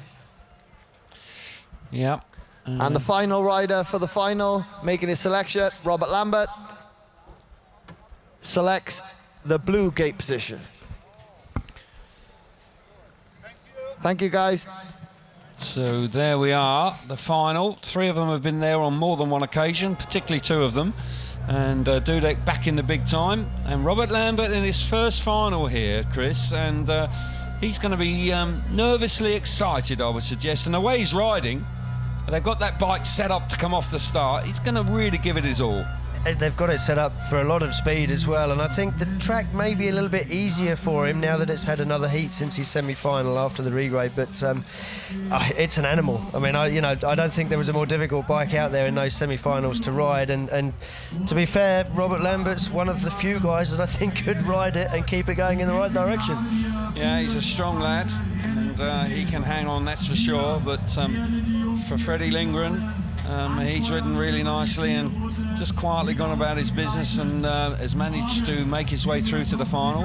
But for Bartosz Smarzlik, this is a wonderful opportunity to really stretch his lead in the championship, because after missing the previous two finals, where really he kind of got out of gel with the way it fell for him, with other riders slipping up as well, particularly with Janowski touching the tapes and Janowski not doing so well this evening. That man, the favourite for the World Championship, it will be his third one if he were to manage to do it. All of a sudden he could steal a march on the opposition, and when you reflect and look forward to the next round, which is in his own backyard in Gorzów, wow, he could put himself in a really strong position. Yeah, he's had 3 finals here, hasn't managed to win one, which is you would say unlike Smarzlik to have 3 finals and not win one of them, but he'll be looking to change that tonight. I think the way he's riding, I'm not sure I'm totally confident. I did say that he may well be a favourite of mine to win tonight, but I just sense he's just doing enough to keep himself in it. Freddie Lindgren just sucking himself up for one big effort here now, and wants to win, wants to keep his championship chase well and truly in there. Desperate to be a world champion, of course. He's 36 years of age now, been around a long time, Freddie, and took a long time to win a Grand Prix, Freddie, but once he did, then he was off and running. And in recent years, you've got to say that he's really dedicated himself to the sport and has become a really strong contender at the very highest level. Had a slow start to the season, had long COVID last year, had health issues, but he's looking back to pretty much his best. Wouldn't bet against him off gate 4 either. He's got the experience, he's going to have the opportunities, and if the track opens up for him in the first turn, well, he'll take advantage, there's no doubt about that. Patrick Dudek has coped with conditions impeccably, and when he got off the back of the bike in the Nadadovi, he lifted and reared there. That was a nasty looking incident, and the season didn't start as well as he would have liked, but that's in the past now, because in his 6 rides so far this evening, he has been riding really very well indeed, and has been the best rider on show really over the course of his 6 rides. So it's final time here in TETEROW. Great to be back. First time since 2019, of course. It's all been on pause for 2 years because of the pandemic, but we're back. Huge crowds, people enjoying themselves. Great to see. That man, what an opportunity now. He'll know it. The whole team will, of course. They'll very much appreciate the circumstances they find themselves in. And a championship on the line, of course. Been there and done it twice. Just got out-battled last year by Artem Laguta, who sadly is not with us this season. But nonetheless, we've enjoyed a great Grand Prix. It's been exciting. As I say, I think a lot of riders will be a touch relieved to leave here this evening. Yeah, it's been a challenge. It has indeed. But Dudek has risen to that challenge, there's no doubt about that. He's ridden determinedly, he's been full of confidence, the bike's been working, and when those ingredients come together, we see the class of the man, and the reason why he was a world number 2 in the past. Who are you going for, Kelvin? Well, I'm going to stick with Smarzlik. I'm not totally confident, but I picked him earlier on, but I do feel he's vulnerable coming from gate 3, and I don't think he's really enjoying it. The last couple of rides, he hasn't quite looked comfortable. So on the inside, we've got Patrick Dudek in red. Gate number 2 in blue is Robert Lambert. Bartosz Smarzlik will come out of gate number 3 in white, and off the outside is Freddie Lindgren in yellow. Who do you fancy? Well, I'm going to go with the underdog. It's his first final. I'd love to see him win it. I'll go for Robert Lambert. Yeah, I think a lot of people are thinking the same. And it would be a fabulous way to finish off your evening's work and your debut in the final. So here we go then, final race of the night. Green light's on now. Takes her up sharpish and away they go. Dudek's made a good start from the inside. Hugs that first turn. There's Bartosz Smarzlik coming through into second place. And Freddie Lindgren also getting the better of Robert Lambert down the back straight on the opening lap. Dudek once again in that position we've become accustomed to seeing him. He's got a lead. He's looking good, Chris. He's set for a final win now. He deserves this. He's been the best rider all night long. I don't think Smarzlik's overly comfortable. I don't think he wants to throw these points away. His nearest challengers have not put themselves in the final, so this will do for Bartosz Smarzlik. But Patrick Dudek, you can take nothing away from him. He absolutely deserves this victory on the night. Looking good out in front. Just got to keep it all together. He's bouncing around. A little bit uncomfortable there that time into the last lap. Smarzlik hanging on to second place. It's strung out, understandably so. Difficult conditions, but just one big effort around this last corner. Keep it all together. Patrick Dudek, the rider of the night, no question about it. Wins in style, fully deserved win for Patrick Dudek. Smarzlik back in second place, does his World Championship. No harm at all with Gorzhov coming up in 3 weeks' time. Been a tough night, but for Patrick Dudek, that is an outstanding victory here tonight in TETEROW. Yeah, 4 GPs, 4 different winners. What a series we've got on our hands here, Kelvin. It's going to be fantastic. Yeah, it's been terrific. It's been tough out there, but Patrick Dudek delights the Polish fans. And considering the form he was in coming into tonight, he probably can't believe it. It's a relief. A relief and overwhelmed with emotion. The team delighted, of course they are. They've probably been working harder than they've ever done with the fact that he's been finding form hard to come by. But for Patrick Dudek, that is an outstanding result. And the 20 World Championship points that he has earned tonight are very welcome indeed.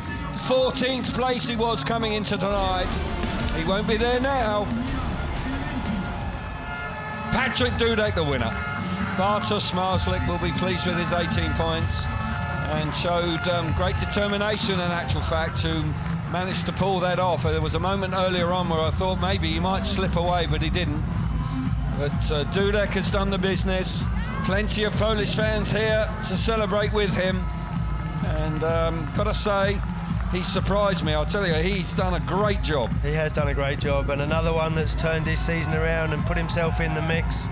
And it's the 3rd time we've seen that happen this year, and fully deserved that victory. He's been the best rider on show all night long, but Smarzlik, I think given the tough night he's had, he hasn't looked comfortable, he hasn't looked quick.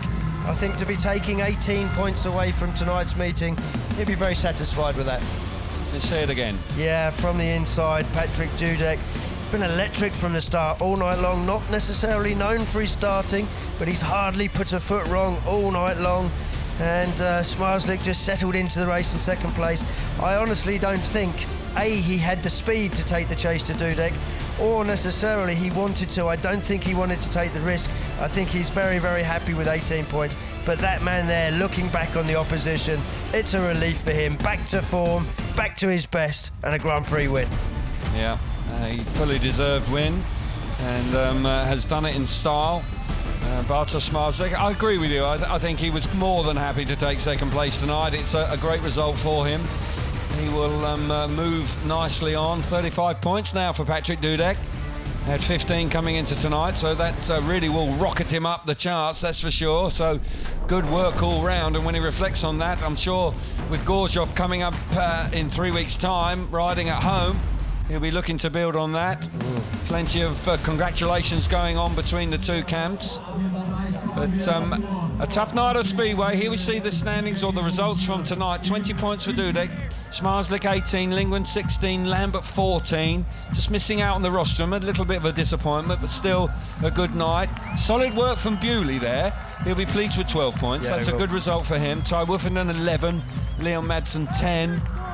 He'll move on to 50 championship points. But we'll now see the overall standings now, and this will make interesting reading because Bartosz Smarzlik on 62. Now, that is a significant lead, and things have worked out with him, with Janowski and Madsen missing out on the final. Lindgren all of a sudden is lurking there in 4th place, with Wolfenden in 5th. Robert Lambert now on 36.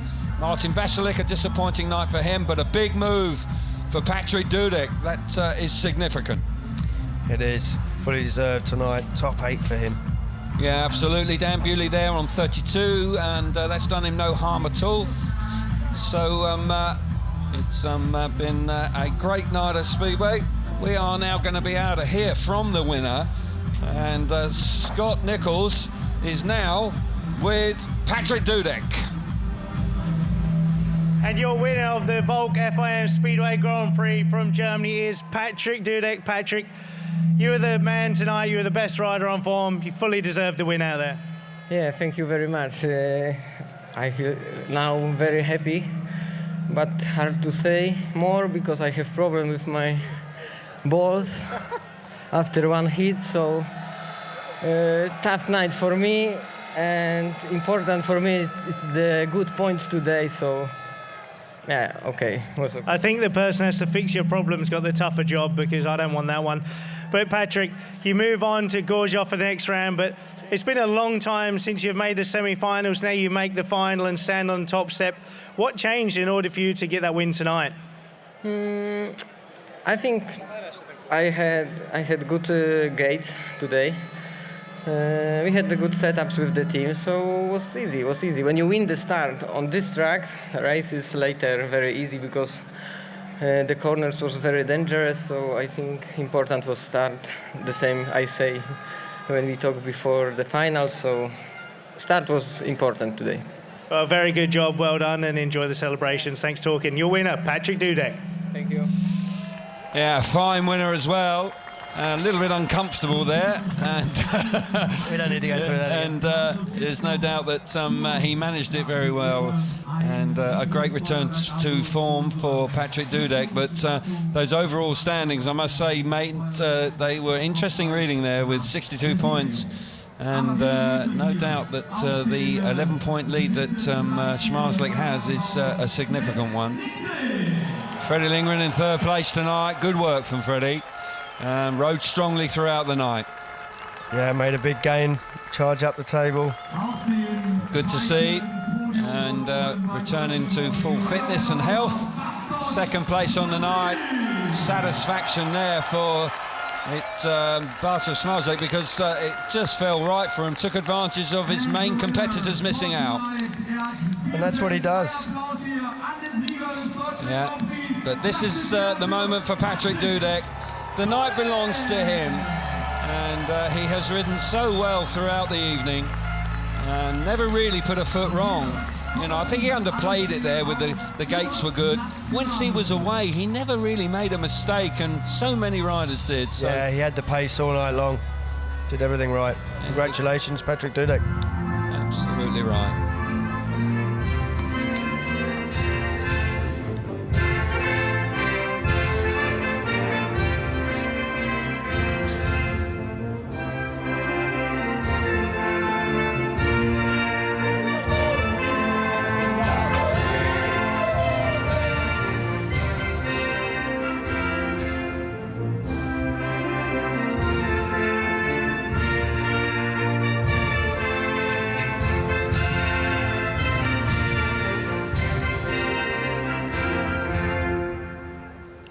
So just beginning to sink in now for Patrick Dudek.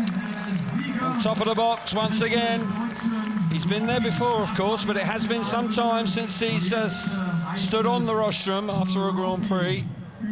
And I've got to say that it was a fine effort indeed, but for Schmarzlik, there's no doubt that ruthless streak there to win his third World Championship was on show tonight for sure. He battled hard there. I don't think he enjoyed it. No, determination, that's what got him the points. Did indeed. So Mr. Gerd Enzer comes forward, the ADAC Sports representative, coming through for the third place for Fredrik Lindgren. Terrific effort from Freddie tonight. Good to see him with a smile on his face and enjoying his Grand Prix Speedway once again. So Armando Castagna, the FIM jury president, making his way forward to present Bartosz Schmarzlik with his trophy, and a fine effort in second place. Armando, of course, from Italy. He has been around Speedway for a long, long time, a vastly experienced man.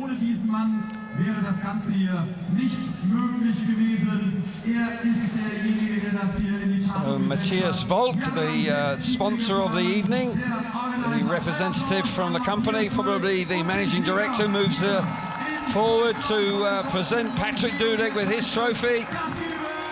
And quite clearly delighted with that.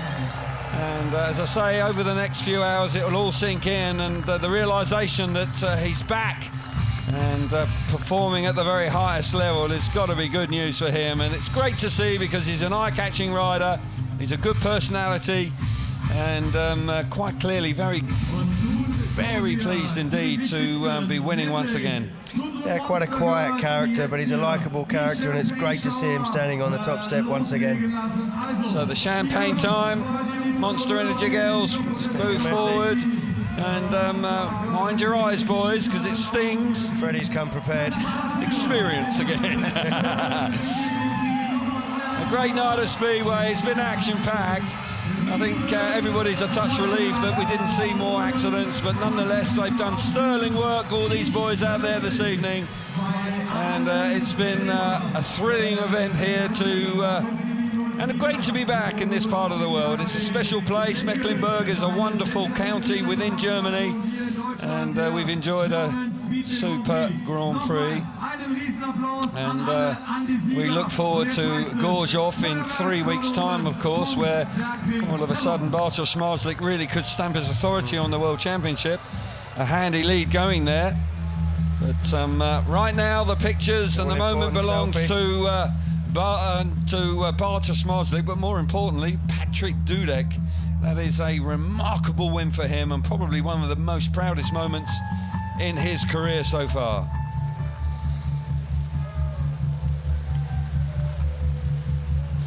Pictures been taken, they'll be zoomed and fired around the world, of course, particularly in his homeland of Poland, where Speedway is so big these days. That really will be quite a reaction in his homeland, that's for sure. And I'd like to think that Patrick can now build on this. You know, he's been struggling a wee bit in the early rounds, but a win, well, you've got to believe that with Gorzów coming up, he can build on it nicely now. And Freddie Lindgren also will be chuffed to bits with his performance. A good event, touch dodgy at times, Chris. Yeah, it was a challenge, but I thought the riders all rose to that challenge, because there's 5 fallers, I think, in the heats, and they've all come through it well. That man there, number 1, yes, you are tonight. He is indeed. We will see you in 3 weeks' time, where the championship will continue. The SGP will move into the 5th round in Gorzów. But right now, this is a very special moment for that man, and Patrick Dudek, a fully deserved winner here in TETEROW. A terrific night for him. He has been truly outstanding here.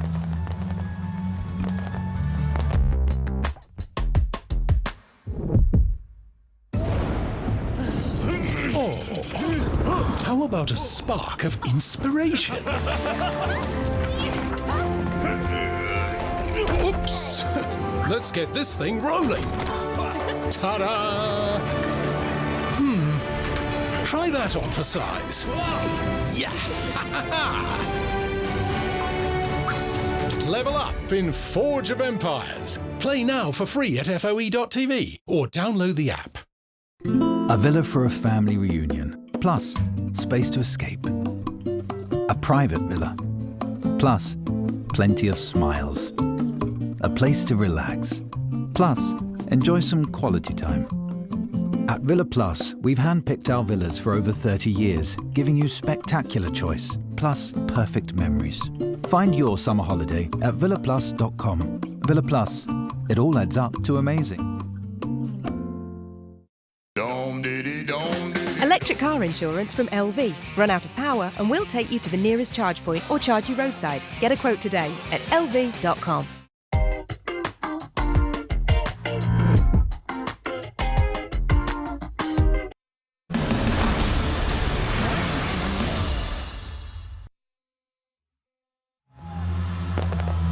What a night of Speedway we've enjoyed here in Germany. The atmosphere has been absolutely absolutely electric. The track has just thrown up so many challenges for the riders, catching a lot of them out. Other riders absolutely exploiting those ruts and looking like they were really enjoying themselves on the track. Well, with the sound of fireworks behind us, Dan Bewley, you seem to be just taking this speedway level at Grand Prix just so in your stride. Your second semi-final, you've got to be delighted. Yeah, you know, it's getting better, and the first 2 rounds are a little bit tough, but Prague was good and today was a little bit better, so let's keep on rolling and trying to improve. And you really took it to Bartosz Marslik in that semi-final. It wasn't to be, but you've got to be so full of confidence. How are you managing the psychological aspect of riding at this level? Yeah, I don't think too much of it, to be honest. I know my job, and just we know what to do, and just try and repeat it. So yeah, it's just kind of eliminating some mistakes, and you know, I think we can do a little bit better. Well, you've done a tremendous job tonight. Well done. I'm going to go and speak to your fellow countryman and Robert Lambert, your first final. What a night. Your bike looked particularly hard to ride. Yeah, it was, you know, the beginning of the night was not so good. We changed bikes and we made some progress and got ourselves into a semi and, you know, into a final. That's what we've been aiming for. If anything, I'm disappointed, obviously, the way the final went, but when you look at it as overall, you know, it's one of the best Grand Prix I had this season, and, you know, make a step forward. So I said at the beginning of the season in the first Grand Prix I want to be making finals, and today I made it, so you know what the next step is. And what was the advice that Jason Crump was giving you? He spoke to Scott Nichols during the meeting, who was saying about how crucial the starts are. They always are, though, aren't they? Yeah, especially when the track is chopping up like it was today. It was, you know, definitely need to get off the start and get your head in front. You know, I was, you know, pretty sure I'm going to get over Patrick in that final and get to that white line first, but yeah, it wasn't to be, and you know, I had nothing to lose in that final, and only everything to gain, and you know, just had that experience, you know, to my catalogue of getting into a final. So yeah, you know, obviously we're working closely with our team and then everyone around to, you know, try and make everything the best possible to achieve our goals. Robert, congratulations tonight. Well, the fireworks are still going off. It has really been a tremendous night of Speedway. Let's catch our breath and remind ourselves of some of the highlights this evening. Yeah, terrific to be back in TETEROW. Riders' presentation taking place under blazing sunshine. And Ty Woofenden just biting the dust early on in the meeting, as did Martin Vashalik. But Ty Woofenden there just being caught out, which was a tricky racetrack, that's for sure. Bounced back in fine style in heat number 5 here with a determined effort to get the better of Bartosz Marslik. So great resolve being shown by the former champion here. And he was moving on quite nicely at this stage. Jason Doyle then with a change of equipment, just trying to get it really and truly amongst it, but got caught out by once again that rut on the inside and crashed heavily coming out of that first corner. There was not really very much he could do about it. Caught him by surprise, bike lifting and throwing him off the back of the bike. Leon Madsen a touch fortunate to avoid the Jason Doyle being thrown across the track. Semi-final one then, and Patrick Dudek once again, who'd ridden so well, used that inside gate to full effect. Robert Lambert working so very hard. It was a real tight tussle between the Brits here, with Woofenden working hard trying to make the final, but it was Robert Lambert that came out on top here, and you've got to say that the effort was terrific, with Dudek once again showing great speed. Semi-final number 2 then, and Dan Bewley made a great start but ran a little bit too wide. That allowed Smarslik through into second place, and Freddie Lindgren then really did ride very nicely around the inside to deny the win for Smarslik, but the experience of Smarslik and Freddie Lindgren here did shine through, and the 36-year-old and the championship leader moved through to the final. A real good scrap for third place between the two youngsters, but for that man, making another final this season was a sterling effort for him. For Fast Freddie, rode nicely out in front and smoothly through to the grand final on the night. Then the grand final itself, away they went. Dudek on that inside gate, made it work once again. Fired himself down the back straight. Smarslik coming through in second place, but he wasn't comfortable. But you've got to say that Dudek out in front coped with the conditions and rode to a win here that really did do the business for him and turned his season around. Smarslik in second place. A great effort hit from him as well, and Freddie Lindgren making the third place on the night. And Robert Lambert just missing out in the final. Overcome with emotion, a great moment for him, possibly one of the best moments in his career. Dudek and his team celebrating in style. And he was the man of the moment, and a brilliant effort from him.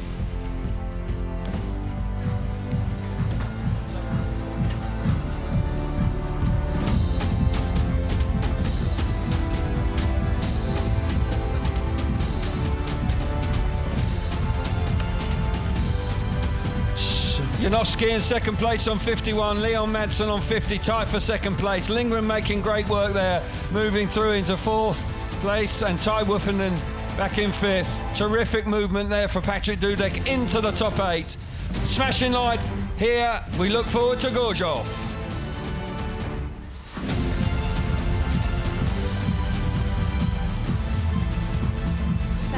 Calvin. Well, we've had 4 Grand Prix so far this season, and now we've got our 4th Grand Prix winner, Patrick Dudek. Congratulations. Tough start to the season. What changed for you tonight?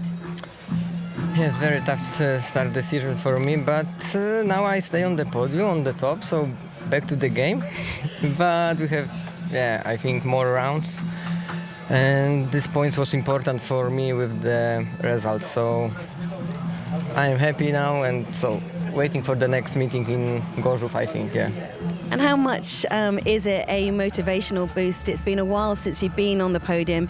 Now you've got that feeling again. What can you go on to do in Gorzów? Hard to say, because now I have problem with my body a little bit, because I feel one place. So I stay focused now with one place, and good to do. We have, I don't know when, but next 2 weeks we have race in Gorzów. Yeah. So I hope stay 100% healthy. So it's very important you get on the podium tonight, but also you have a very important meeting Monday in Abendsburg. You have the first qualifying round for next year's series. So this win tonight set you up really nicely for that. Yeah, when I win next round, maybe I'm not racing the qualification, but start was tough for me, and I'm racing on Monday in Abendsburg to qualification, and so we'll see what's happened later. Waiting for the Gorzów. Now I'm happy because we win, and back to the game, because I need the points, because I need to go to the top 6, because when you stay in the 6, you're racing the next year in the championship. So easy way. Patrick, thank you for chatting to us, because we know you're slightly uncomfortable, but congratulations for an incredible performance tonight. Well done. Thank you, and see you. Right, thank you, Scott. We're going to wander down and try and get a chat with Bartosz Smarslik. He was incredible form, and this is what we've seen with Patrick so far this season in Speedway, is that people are turning around their form that were nowhere the round prior. No, that's what's so exciting. We said that at the beginning of the show, like you just said there, the 4th different winner of this series, and Max Frick turned it around, come out and win. Vasilik did. There's been some up and down nights, but it's been tough. It's a really hard championship, but this man here stretches that lead at the top, and congratulations, mate. But it was a tough night. Thank you very much. I'm very happy about the second place, because today is so really hardcore, really, because I never feel my arm after racing in the Speedway, but today, first time in my career, I feel my arm, because all the time bumping and like this, and my bike all the time, the left, jump, right, all the time, the pulling, but no when I know. You don't know what's happening. Yes. Yeah. And yes, but I'm very happy, because the second place is also good results. And when you are feeling uncomfortable on the bike, to be on the second step in the podium and make 11 points now in the standings, it's a great night's action. Yeah, this is also info for me, and yes, I have a lot of work in the future because now is 6 runs, and I think so a little bit more fun track. And yes, see you. Well done. You're on your home yard next time out. We'll see you then. We're going to head back down this way. Getting our steps in, Scott, as we go back to speak I've to almost hit Freddie 10,000. Freddie just seemed to go about his business tonight, Scott, in a calm, controlled way, just showing his experience.